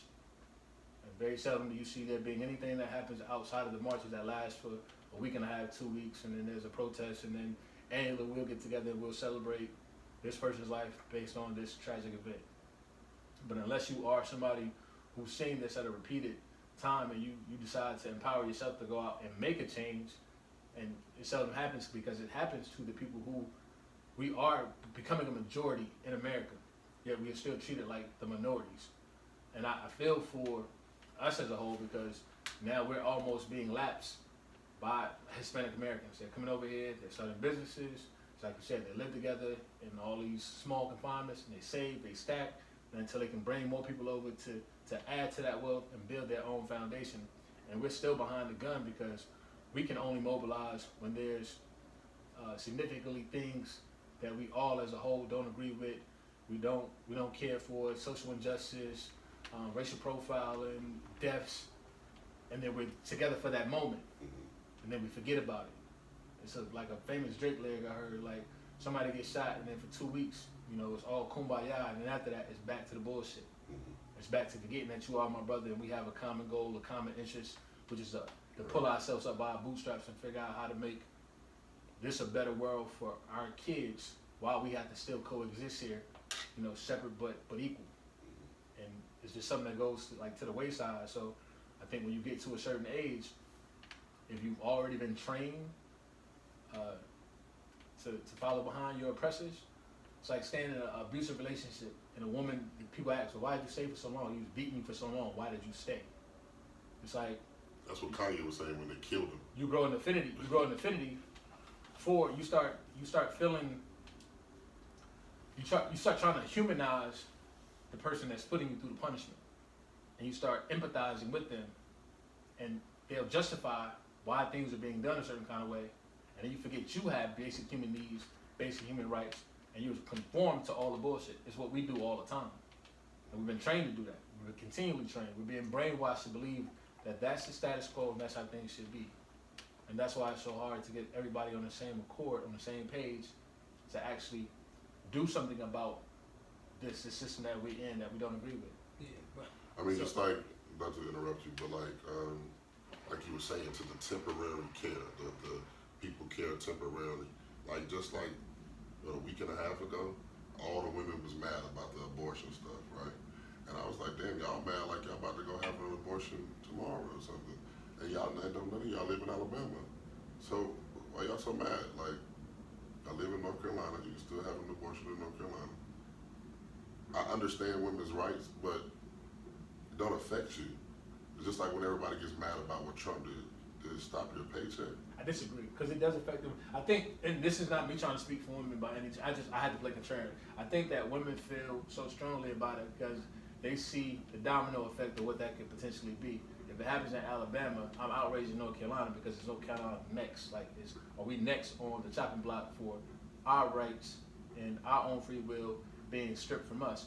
But I also agree with you when it's like, when you feel so strongly moved now, but what are you doing to keep this from being an imploding thing where it spreads across the United States? Are you going out? Are you mobilizing to Alabama to boycott, to rally, to sign appeals, to take it to Congress? Are you helping these people that are in that position that you don't agree with how things are being treated for them to ensure that it doesn't happen to you? Or are you just in your own bubble, Right, like seeing the world from afar? Like, care more than an Instagram post, care more than a Facebook status. Like, that's what I'm saying. It's like, you know, people will get on Facebook and social media, rah, but ain't none of y'all renting a van and driving to Alabama and protesting with those people. Ain't none of y'all took a day off to do that, sacrifice a day's pay to go do that. Like, do y'all really care, or is it just something else to be mad about? Because we're generally mad because we're all in difficult situations. So there's a lot of frustration, and we're just looking for a place to let that frustration out. And then we vent in them all the wrong places. Instead of lashing out against the people who are prosecuting us, the people who are putting us in these very confined predicaments where we don't have any reprieve and we can't sustain for ourselves, and lashing out against those individuals who have put us in that place, we go at war with each other. We figure out ways to take each other down, so we don't have to attack the actual antagonizers. We'll give them a pass, but then I'll still put you through hell because I'm going through hell. It's like, if I'm already suffering, then, I mean, there's nobody else who I can lash out at except the people who are in the same boat as me. We won't get together to figure out how to create this from being a thing that keeps us both in this stagnant place.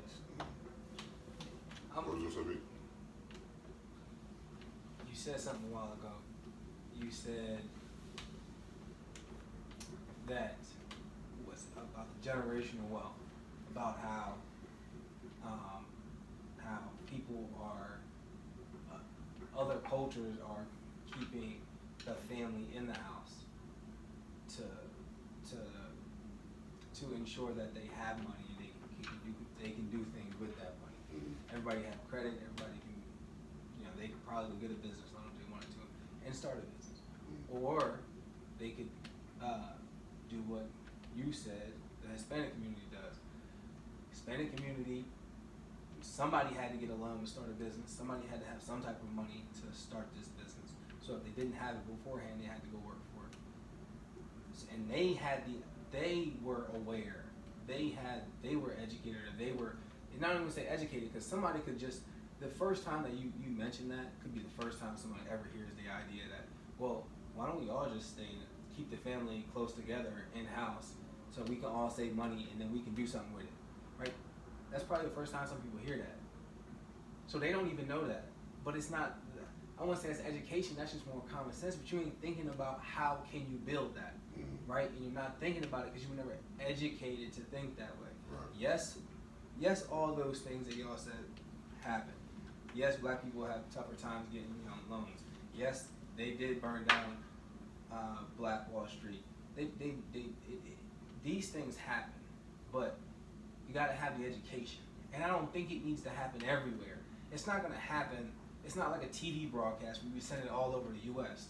It's the small communities that do it first, and then other communities start to do it. And then that's how it becomes a thing. That's how it becomes a movement.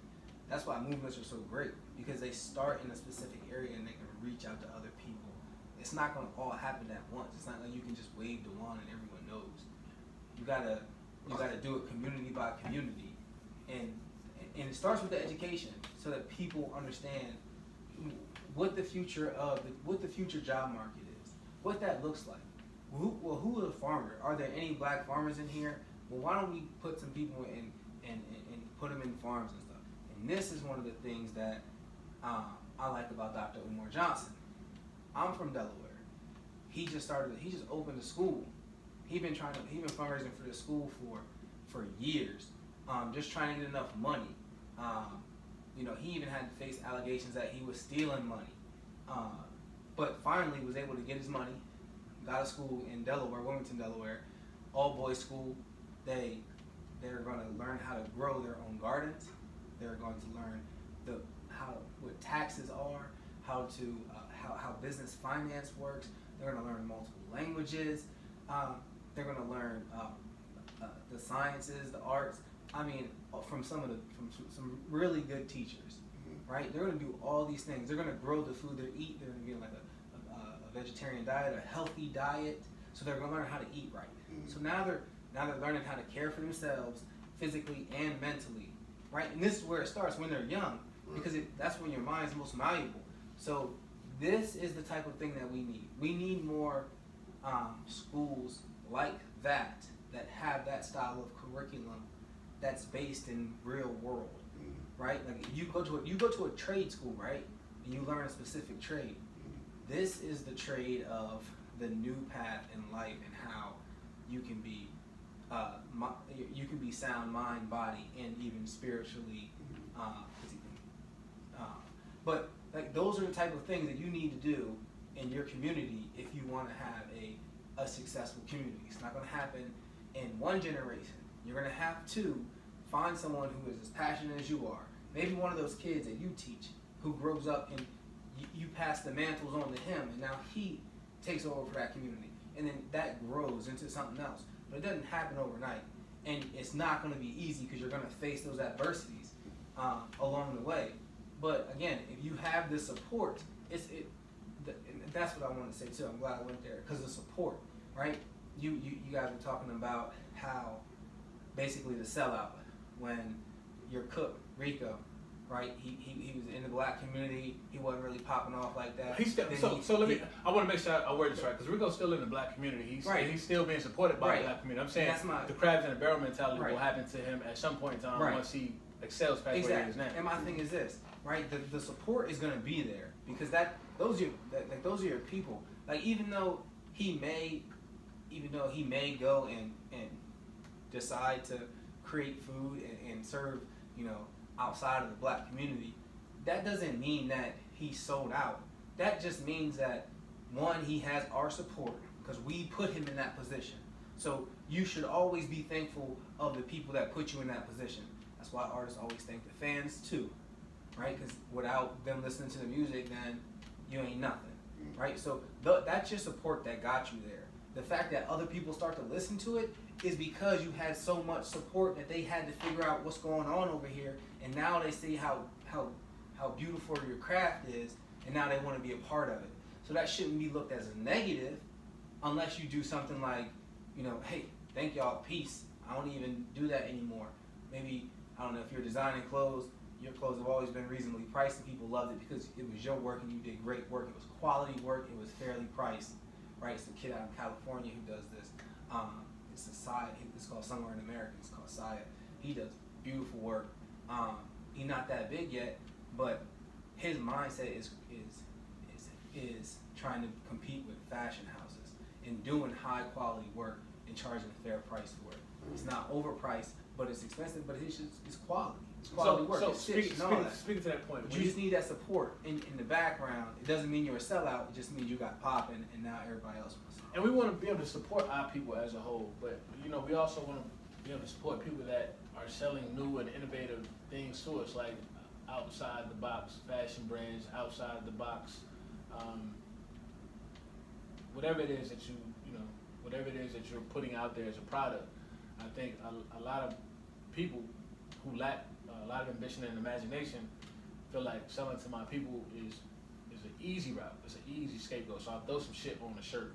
I'll buy some low-grade hair that probably costs a Korean or a Japanese factory $2 a tress to make and sell it to my people for $150 a bundle type shit. Like sometimes when you are cognitive and you are woke, sometimes you overthink those things. But there are people you can't just pull the wool over their eyes. They know that you're not doing it from a place of trying to big up the community. It's about $1. So why You know, if you only speak to me when you are pumping a product, when you are out here, you know, trying to get your dollars up, so you can be at a higher echelon of achievement or status or whatever the case may be, equity, like we are less inclined to support. But then we also have this hate factor where, you know, you don't want to see somebody doing better than you or being well off than you, so that causes a lack of support as well. And I pray for Rico he doesn't get to a point where, you know what I'm saying, he doesn't, and I mean, I don't know him to know him like that, but I couldn't see him being the type of person who'd be like, no, we're familiar, like we're very like familiar, so I can't see him being the type of, you know, I can't see him being the type of person that's like, cool, I got my bags, y'all bought enough lambs and mac and cheese. Right. Peace. I'm out. And they gonna get this off to the white niggas with some chives in it now and rebrand myself. I don't see that being his thing, but it's like you can also see him being in tune with his community, and that's where the support comes from. Going out and feeding the homeless. You know what I'm saying? Making sure people who don't have holiday meals eat. That's doing specials for like Mother's Day and I'm just a pop-up shop because I know you like what it is that I'm serving. It comes from a soulful place. You get to see me create, but I'm also dressed a certain kind of way where I'm still relatable and I'm not just a nigga that's chefing up stuff to sell to people. You know, it's not just a product. It's a lot of soul and it's a lot of heart and it's standing some shit on a shirt. Me as a black person, I'm less inclined to want to support your situation because what about that brand should speak to me? What about what it is that you're putting out there makes me feel empowered? You know what I'm saying? I would say, because I think one thing we didn't talk about is we talk about money staying in the community. What does that look like? So if I do have my small business, I do want to do something in the community. Where is my money need to go for me to be, for me to keep my money in the community? Right. And see, that's the thing is that I think there's a lot of like motivational speakers, a lot of guys who talk about, who are selling the black power speeches and, that's their brand is the motivational black speakers. And I think a lot of people say, we need to keep the money in the black community, right? And people already value money. So if you look at that statement, keeping the money in the black community, that just sounds like a good thing to everybody. I get to keep money and my people get to have money, right? But speaking of what you said, what does that look like, right? So how does money in the black community help the black community, right? Because once these businesses make money and they have their profit, what are these businesses in the black community doing with their profit? Are they reinvesting in the community? Because if they're not reinvesting, then they're just in the black community making money off the black community. So it's bigger than just having businesses in the black community. We have to see what these businesses are doing with their profit with the black community. Are they reinvesting? Are they renovating homes to where this area is not looked at as you just come through here and buy this up and put a big ass Walmart. No, we have $250,000 homes, $350,000 homes, $550,000 homes sitting here because the community is reinvesting into the community and making the community look better, making it look presentable, holding everybody to a certain standard, keeping it clean on our own, doing that. So it's bigger than just keeping the money in the black community. We have to make sure that the community, the businesses in the community are reinvesting. If they're not reinvesting and just getting rich off the community and stacking, that's not helping anything. So it's bigger than just keeping the businesses in the black community. And then you also have to think, what is the black community? Are we talking about the hood? Because every black person doesn't live in the hood. So what is when you say reinvest in the community? Right. What does that mean? Where you live at is your community. This right here is a community, right? So if I would say in your area, we're not gonna say, let's not say black people. The goal as a whole, as black people, would be for everyone to do that. But when we say community, I'm talking about your local area, like Mecklenburg or Rowan, or your and even smaller than that initially. Like, because I said you're starting with a school, so you're talking about a school. How many schools are in an area? You might have what, 8 middle schools in a 10-20 mile radius. Like, you know what I mean? Mhm. That's a lot of schools. That's a lot of people. Those are community. Each one of those schools is a community. But I say like, so when I say But community, it that's doesn't what I'm necessarily saying. mean it's the black community. No, but what I'm saying is that if you are in a community and there is a large population of black people, then these are the type of areas where if you want to make that area better so that you can over time, invest your money and raise the overall quality of life, you gotta start with the education part, right? So if you have money and you came up and you want to reinvest that money, then I would say you look at what other people have done, like community centers. Community centers are big. You can go there and play after school, offer services for parents, jobs so they can work more, or do something in their free time more so they can create additional income, and then those kids will have a better opportunity to learn, to be more focused, to be sought, to be cared after, and they'll grow up and hopefully they'll reinvest that money that they make into that same community. But I think community centers, I think like sponsoring teams is another thing that you can do to reinvest your money into your community, specifically the black community. So we're talking about that, right? Just paying for sports teams. I don't know, going to your local high school and seeing. Is that reinvesting though? Yeah, Do you think that's reinvesting? Absolutely, because Like buying basketball jerseys for kids, is that reinvesting or that's just? It's a form of an investment. I say absolutely. It It's can be a small investment. To me, but there it could be an investment to where like, as far as like motivating the kids. It's a moral investment. I think it's more of like a charitable investment. Well, I mean, why not? Why charity should start in the home? I mean, they teach you that. Different than just saying I got money and someone comes to me and says, hey, can you sponsor my baseball team? I'm not saying that. I'm saying like you are, you have a small business in the black community and you want to do something. Sponsor a sports team. Sponsor some little kids. Let them know. Let them go see that one, you're black. One, you're giving back because you don't have to do this, and you're donating jerseys to them.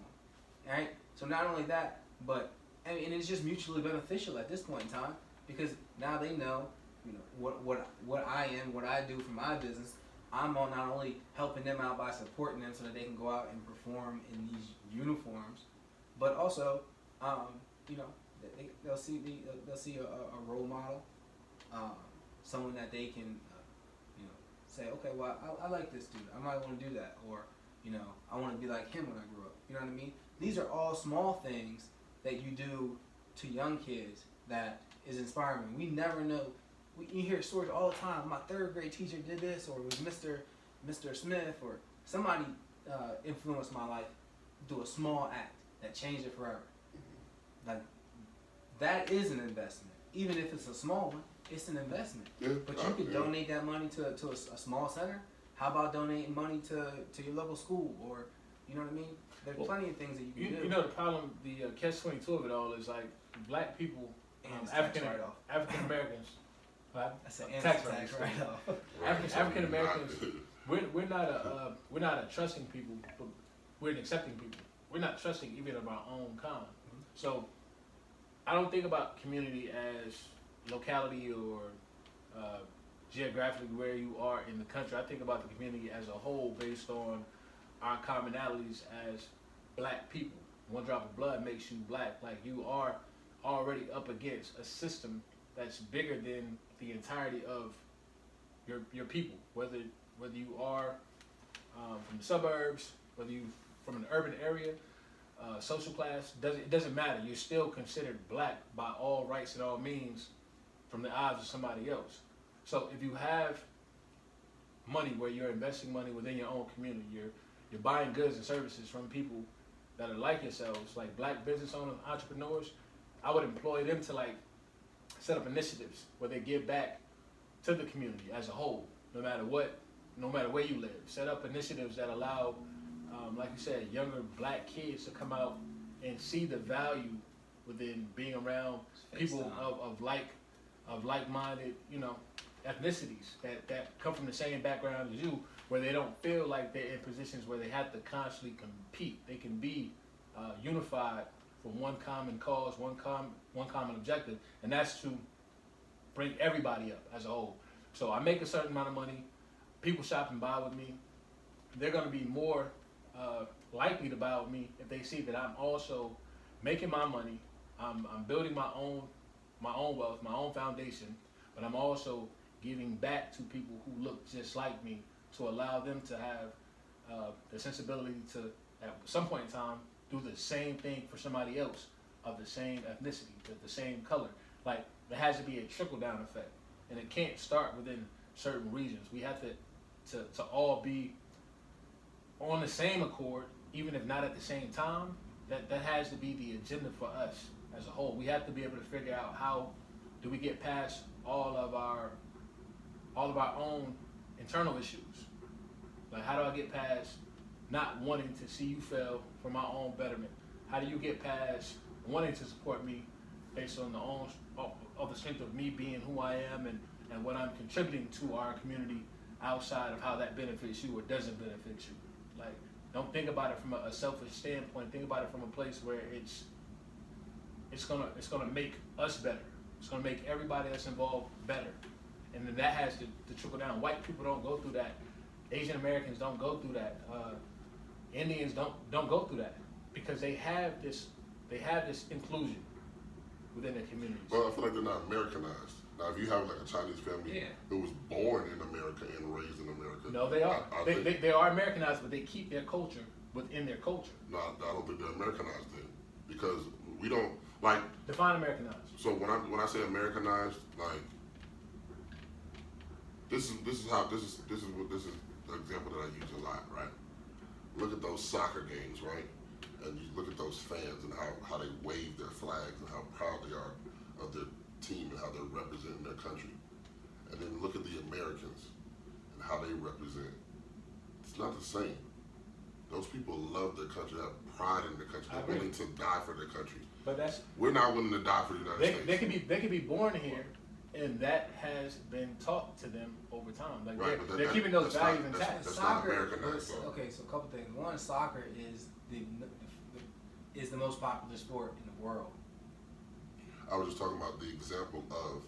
So they're going to be how much they love. Right, but they love soccer so much, and typically when they're playing, we watching the World Cup, so everyone is that way. And typically the American team isn't that good, women more so than the men. But it's not our primary sport. Right, it's not our primary sport, so it's not like we're gonna turn up for it, definitely.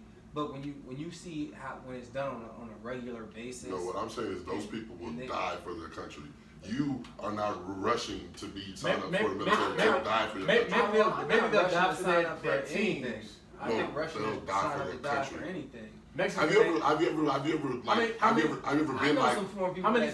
times has Mexico been to war? How many times has Mexico been to war and actually won a war, or been a confrontational country where they incite those type of disagreements between other? Do you sing your national anthem and you feel anything? I don't even put my hand on my heart no more. Then that's what I'm saying. They sing their national anthem and start crying.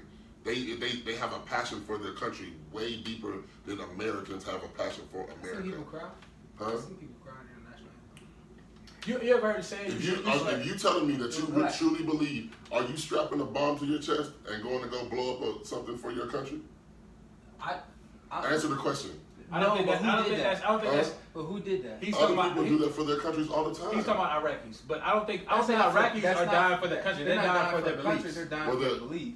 Yeah, it's not a country. They're dying for their belief. What are you strapping a bomb to your chest for? Just name one right now. Nothing. Thank you. Well, I'm not doing it. That's what I'm saying. That's how deeply they care about their culture. And I'm saying I don't know anyone who is rushing to die. Because you live in America. So I get what you're saying, and I get your point. But so the only thing that I can make that an equivalent to is we go over there, we take their goods and resources, and then we leave them impoverished, and we don't give much back outside of fake diplomacy and putting troops on the soil in the places that they live, and then we disrespect their entire cultural existence. So that's why these people are outraged enough to want to come over here and strap bombs to their chest and then blow themselves up for the sake of their beliefs and trying to make a point. That's the same thing that we did. Y'all niggas is not about to tell me that America. I'm gonna give you the Americans equivalent. have the same passion for America as these other countries have for their own country. When we were bombed, at they Pearl don't. Harbor,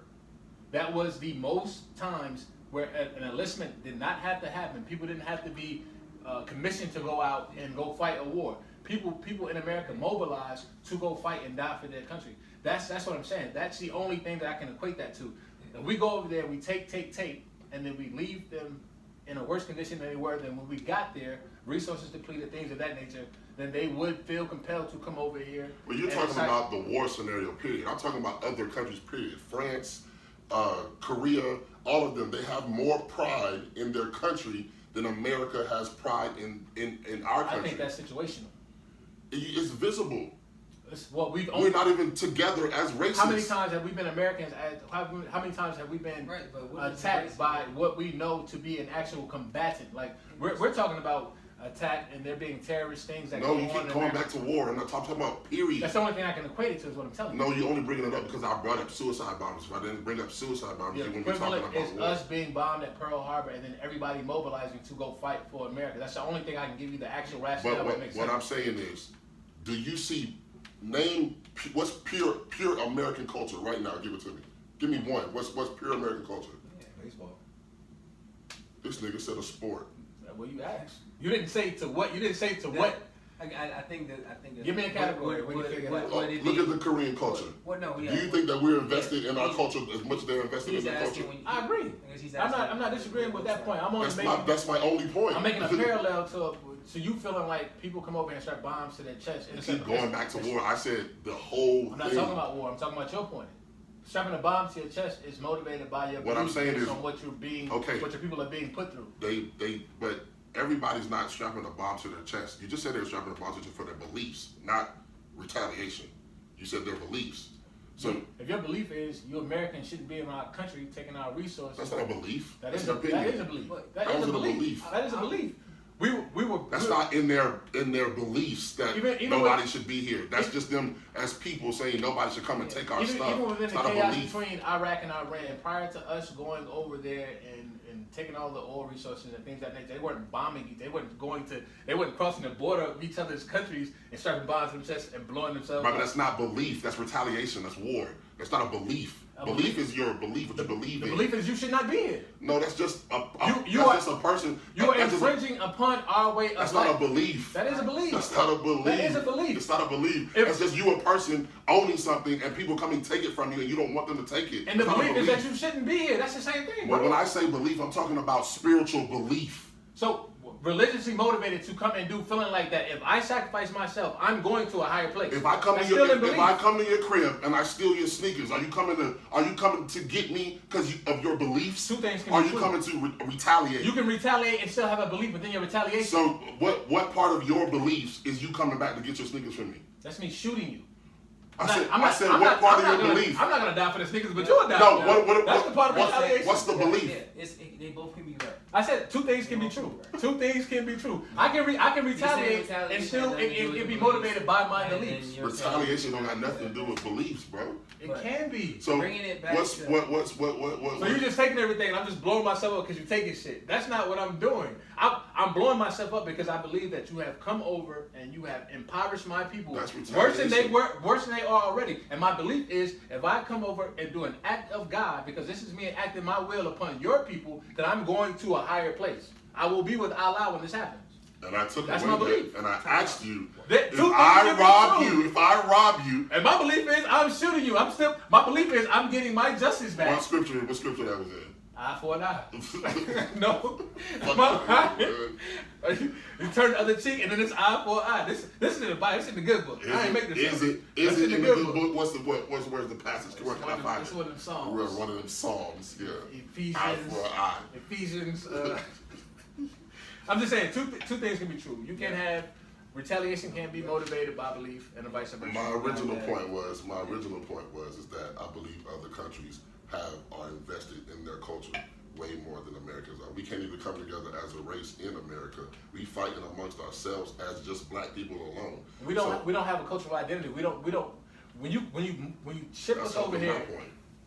I'm with you. So when you ship us over here, and you strip everything away from us that gives us some cultural identity, and we are forced to assimilate. We are forced to integrate into your systems after years of oppression.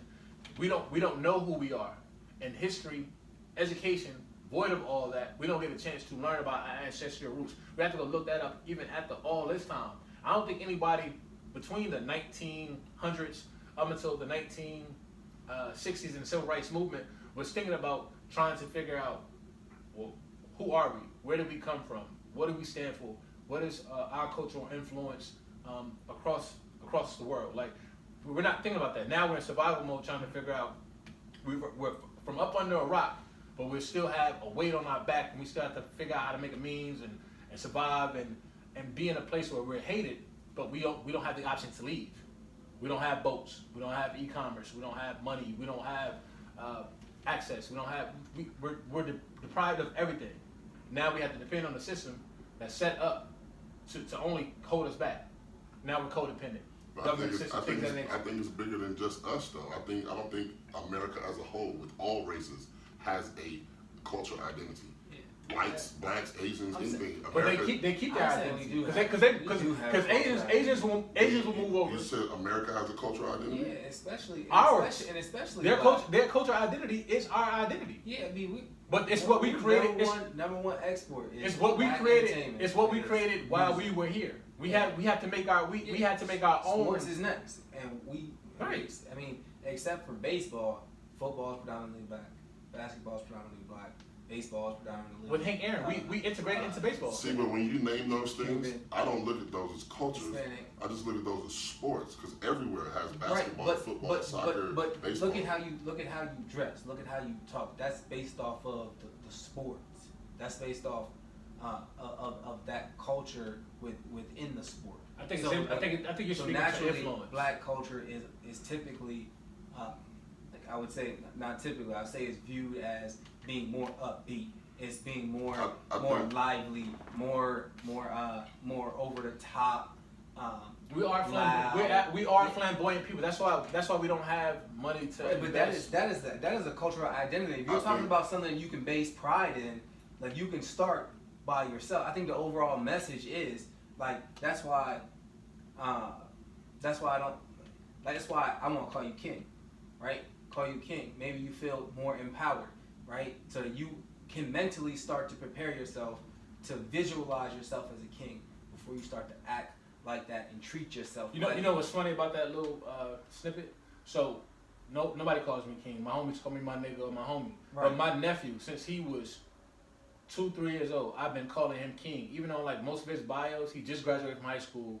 I've always called him king because I always wanted him to feel, no matter where he comes from, no matter what his background is, no matter what his parents do or don't have, no matter what he does or doesn't have, he should be able to look at himself every day in the mirror and see his own self-worth. So much so that his graduation was on Tuesday, and when he walked across, prior to them presenting each graduate with their diploma, lady got up. She gave an inductee speech about all of the guests and things of that nature, and she employed every family member. Hey, please hold your applause, your claps, your excitement, your outbursts to nothing until all graduates have crossed, and then as a whole, we'll praise and give them the congratulations and things of that nature. But anybody who deviates from that will be escorted out or asked to leave. So my nephew walks across the stage. As I'm recording him, the first thing I yell out, let's go, king, because I've always done that. This is not in this moment. I'm not doing something that's out of a norm. This is what I've always done because I've always wanted him to feel that type of value, that type of importance. I wouldn't deviate from that because of a graduation. If not a time to do it, then when? Right. This is a milestone. After the graduation. No, fuck that. Fuck that. He earned it. He earned it with everything he's been through, with all he's had to endure as a kid, growing up, not having much or whatever. I'm never gonna I didn't have a whole lot of people making me feel my self-worth or my importance. I had to instill that shit in myself. Right, but I don't have any kids. That's giving back to you can still empower him. Nah, when my nephew walk, it's let's go, kid. At all times. That's part of the culture. That's part of the culture. That's nigga shit. That's nigga shit. It is nigga shit. It's empowerment. It's uplift. How? It's uplift. Because what I'm saying is you don't have to empower him in that moment. What I'm saying is this. when the owner of a sports team can push a black player and get fined, when he break that rule and only get fined 2% of his total income, then my man Tyree at graduation can yell out one thing and not and break the rule and not be in trouble. Right. But what I'm saying, there's two sides to every fucking coin. The video that just came out where the lady said, "I'm sorry guys, I messed up in the program. This guy was supposed to say a speech earlier, but I skipped him on accident. Now he's gonna say his speech, right?" And then everybody starts getting up and walking out, right? And then she sees black people walking out. And what does she say on the microphone? "Look who's leaving. All the black people," right? And everybody went into array. I thought it was funny. You know why? Right. Because she's only saying what she saw. If it was Mexican people, that was only the ones getting up. Look who's all leaving. The Mexican people. If it was all white people getting up, look who's all leaving. The white people. She said what she saw. Right. But how she said. But she said it with a little. Okay, so that's probably what they was tight at. No, it's the fact that she said black people. You just said it's two coins to each. You just said it's two sides of the coin. Right, but that's what I'm saying. It's all about interpretation and context. That goes back to what he just said, right? He felt like he had to say that to empower him in that moment, knowing that they asked you to not do it. Yeah. But he said it as if that's the only time he can empower his nephew is during that time when he walks across the stage. Because you felt like you had to do it no matter what she's asked you not to do. What was going to happen, regardless of what was going to happen, was not based on me doing something for the sake of being just a nigga who's being niggerish and doing nigga shit, because it's a predominantly white school. The 80% of the students that go to school are white. The black people that go there, I'm not thinking about anybody that's in the audience that day. I'm not thinking about the black people, the white people, the administration, the cops. I'm not thinking about any of that. What I'm thinking about is me being the same consistent presence that I've been in my nephew's life the entirety of the time that he's been alive. This doesn't change because of the day. What I did was be respectful and tactful in the way that I did it. When they were introducing him, by breaking the rules. I'm going to tell you how. Because there's a break between every time that you call somebody's name. You give what their accomplishments are, what they've achieved in school, and what their next steps are. And then there's a pause for about 5 seconds while the next person, before they start their walk, waits, they give a handshake and all that. So you shake the hand of the person that's presenting, then you shake the hand of the 3 guests that are there. I know that my window for saying what I wanted to say was in that window. And I knew I was going to be kicked out, and I didn't care, because it's not about me, it's not about them, it's not about any of the aligned shit that you had already on your stat shit, reading off saying this is the itinerary, this is how things are going to go. This is me being who I am, who I've always been for him in that moment. Wasn't going to change. I said the same thing when I got outside. And you know, the crazy thing about it is nobody was fucked up about it. When I got outside and I had to wait for another 20 minutes for people to come out and the graduates to be loud and all that, everybody that came out that saw me, black or white, was like, yo, that's what's up. I wanted to do the same thing. I wish I could have said something. We appreciate you for that. And this is black people and white people. So what my thing is, in that moment when he crossed the stage, right? Why do you feel you had to say that to him in that moment? That's me always letting him know I'm gonna forever be there. I'm gonna always be supportive. But he knows you there. He saw you. He knows you. It doesn't matter. I want it to be vocalized. I'm doing for him what nobody did for me, so he doesn't have to question. He was gonna break the rule regardless. My nephew didn't see. My nephew didn't see. But that's what I'm saying. It's not if he didn't stand up and yell at in that moment, his nephew's not gonna be like, oh, he wasn't there for me. No, he's not saying that. It's not about. Yeah, of course. No, that's what I'm saying. You don't have to be extra. It's not. He wanted to be. That was his goal. It's nothing wrong with him wanting to be. I'm saying you don't have to be. The goal wasn't to be. The goal wasn't to be extra. The goal was to always be as supportive as I've always been. Yeah, but extra supportive. It doesn't matter. I was cheering for him when he took his first steps. I was cheering for him when he graduated from elementary school. All of that I was cheering when he graduated from middle school to high school. This is a moment where it doesn't matter if it's around 3,000 people or 3 people. In that moment where I can acknowledge his accomplishments, because I don't know how often that happens in the house. I know what my sister has on her plate. I know what his stepdad has on his plate. So I don't know if there's time out for somebody like him who's trying to aspire and do things the right way, for there to be somebody patting him on his back and giving him uplift. But because I've always been that presence, it's not going to be a moment where I get to tell him, for him to see it, for him to know it, for him to know that there's somebody cheering for him in positions where it only affects me as a person, it doesn't affect him, because he still gets to walk proud. My mom, my stepdad, my sisters, my little sister, they're still being there to support him. And I'll be right outside these doors to support him. But in that moment, I want him to know what he's always known. Let's go, King. That's me giving you the type of uplift where it's going to transcend beyond what we got going on. So when you have your kids, you'll do the same thing for them. You'll make them feel encouraged and inspired and important and feel like you have some sense of self-worth. So if it's in a moment where I do it and it's at the detriment of somebody saying, hey, everybody, let's just hold our cheers and I applaud, fuck that. I'm going to do what I've always been doing because this is the person I've always done it for. That don't change because you said some shit off a sheet. And it also could mean that you're teaching your nephew how to break the rules. No, I'm teaching him about to neglect the rules. It's about self-worth. No, that's what you, in your mind, think that you're teaching him. Well, his nephew is not young enough to the point where he would misinterpret. Yeah, that. I don't. And also, that's he graduated high school. Right, He's a smart kid. Like, not all kids are built alike. This isn't like if you're yelling at a 4-year-old right. to do something wrong. I mean, to do something in a vague way where he can interpret it different. He is in high school graduating, and on top of that, this isn't like he tried to shoot somebody. All he did was yell. It's a small, it's a social, what I'm saying is, it's nothing, socially it's nothing, acceptable what I'm saying, rule break. it's nothing It's not wrong. that it was extra. It is. He didn't stand up and say. He said, "What was your exact words?" I said, "Let's go, King." That's I yelled said. it out. He didn't say. As he recorded it on whistle. Snapchat. Yeah, It's for him. I watched the video too. It's for him to hear. It's for him to know. It's for him to because he doesn't like. We're in a crowd of people, so you can't. You're walking. Your focus is on like, man, I don't want to trip. I don't want to fall over my shoes. This shit long. Like I just want to be able to get my shit, get these pictures off, and go sit back in my seat because I'm around a whole bunch of people, and maybe that's a little anxiety or something like that. And maybe the thing that gave him a sense of not also accomplishment, but pride, but feeling like, damn, man, I actually did something that's or it also embarrassed him. Yeah. Or it also embarrassed him. Like my crazy ass uncle getting kicked out for calling he built from a different type of cloth, man. He knew. I don't want to like pretend to be in the mind of my nephew, but our relationship is that of such where I think that he gets like everything that I did or everything that I would have done. He knew it was coming.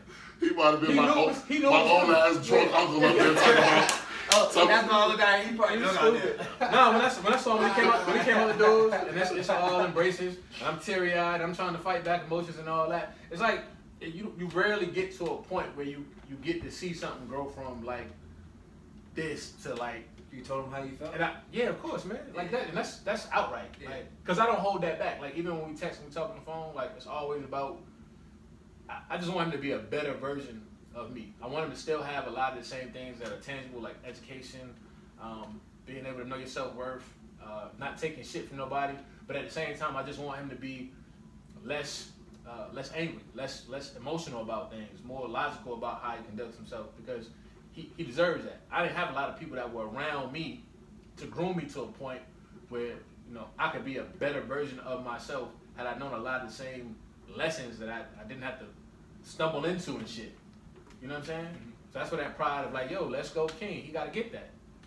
That's always gonna be there. That's always gonna be there. And that's this nigga can make the motherfucking head fry chef at McDonald's, nigga. Yeah. I'm in the drive-through window. It'll be the same shit. I just want him to always. There's no rules at the window though that say that don't. Yeah, you're right. You're right. They nice. Yeah. They not asking you to drive up and get your money back. That's a part. That's one of the things that like we don't need to go anywhere else and do it. What we need to do is get out in the community and have more community meetings to understand. Put a plan together and put a goal together. You know how long we've been planning? No, not planning. I'm saying having a meeting of your people in your community. Like I work with neighborhood associations. They out there, but they might need. It might take us going to them and saying, "Y'all know y'all got this community. You know that exists, right? Y'all know y'all foot traffic in this area. You know how many dollars in this area. But you know that how much money y'all spending in this that area? exists. That's what I was trying to tell you earlier about the Nation of Islam. I think there's such a. Right, it's a preconceived notion about what the Nation of Islam is. People think it's religiously based, but they have sharecroppers, they have educators, they have lawyers, they have an infrastructure in and of itself. Them trying to empower black people in 30 cities. But you also have to understand why the Nation of Islam has a lot of skin in the game. They have a lot of skin in the game is because there's a lot of things that if you need to read, you need to know. what's going on and what has happened in the past. It's a reason why the Nation of Islam is so powerful. It's a reason why Elijah Muhammad can't be touched. It's a reason for all these things. It's a lot of things that just don't magically happen. I get that. It's a lot of things that happen for them to be in those positions. It's a lot of things we put stock in that are not like quintessentially good. I mean, religion. I have my own struggles with religion. That's not a quintessentially good thing. It was created by our oppressors to keep us in a place of servitude. That in and of itself is a thing. That's the same thing with the Nation of Islam. Like, they have their bullshit. That's fine that they do that. I mean, I'm just saying that they're a religious organization that does things for religious reasons. They're not for religious people. Right. We're talking about. Are they going? They do things for people that are not Muslims. Right. Okay. Well, yeah, right. But okay, are we doing those things because we're trying to convert them to be Muslim? Well, maybe or are we just saying we're going to go to this community and help these people out, build their infrastructure, and then leave so that they can do it themselves? If they're doing that, that's completely different. Well, two things can be true. We already said that. Right. Like, no, you can have good and bad. With a good I'm not thing. saying that they're not doing that. I'm just saying that I know they're doing it. I do know one of the reasons why is because it's religion. And just because they're a religion that has a focus and seeing that black people do well, ain't nothing wrong with that. Ain't nothing wrong with that either. There are white Muslims. And sometimes you gotta pick the lesser of two evils. Like which would I'm not saying either one. I'm not saying either one is an evil. What I'm just saying is I don't know if they're going to communities and building those, teaching those communities, and then leaving. That stuff. That's saying. Listen to the whole part of what he's saying. Going to the community, building the community, and then leaving them alone and let them build it. Not going to the community, providing building the community, providing education to convert you to Islam. Why leave if it's not substantial enough for them to do so? That's the thing. If your mission is to convert people, then that's not what he's saying. He's saying that that's still for religious reasons. That's still for religious reasons. I get that point. I get that question. If you do it to build the infrastructure and put people in power, because you want to see black people succeed and not alone and not convert them, then that's different. Two things can be true. You can do it for your own self-motivated purposes, which is to convert people, but you can also do it because you want to see black people empowered in a better place than they were. I just don't know that they're doing both. I only know that they're doing one, but I'm not saying that they're not doing it. Like Rosen said, it's all researchable. We got to think about the teachings of Malcolm X and Dr. Elijah Muhammad. Like all of this shit. We can look this information up. Well, they say the Nation of Islam killed Malcolm X. Yeah, but I mean, and that's what I'm saying. There's the good and the bad. Christians also killed Jesus. People that are Christians now that were not Jews also killed Jesus and then believed into him. Put belief in him 3 days after he was resurrected. Like all of this, there's gonna always be some fuck shit within the good shit.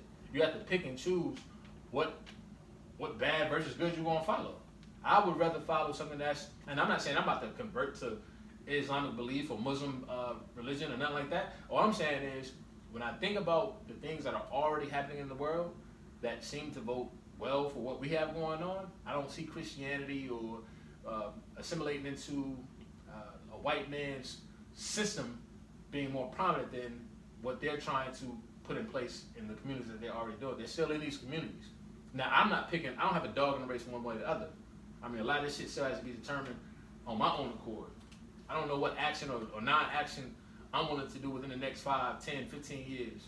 I don't have kids. I don't have a lot of... The things that I had to think about is strictly survival. Like, that's on a day-to-day shit. Like, trying to figure out how to get more money, trying to figure out how to better educate myself. And so I'm able to put myself in a position where I want to take a side in the struggle of it all. Like, but if you have, like, organizations that are already doing that, then I vote to empower those organizations, even if I'm not taking in part in what they're doing. I'm there for the cause. I don't feel that within a lot of shit that's already existed to this date. Well, man, we've been around the world and back. What time, bro? It's almost 2:30. Fucking A. I'm tired as a bitch. Right, I'm hungry to do It's more peace in there. That bread tasted like a wine roll. I don't give a fuck what time nigga said. That's what happened when you be eating a whole lot of bread over time. You get like a slice, nigga. It's like crack. We told you what it was. Yeah. Oh, okay. Right. We told it wasn't the bread.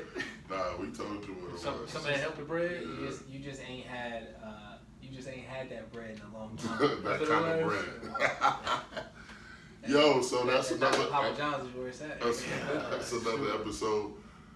Deeply Opinionated Podcast. We out.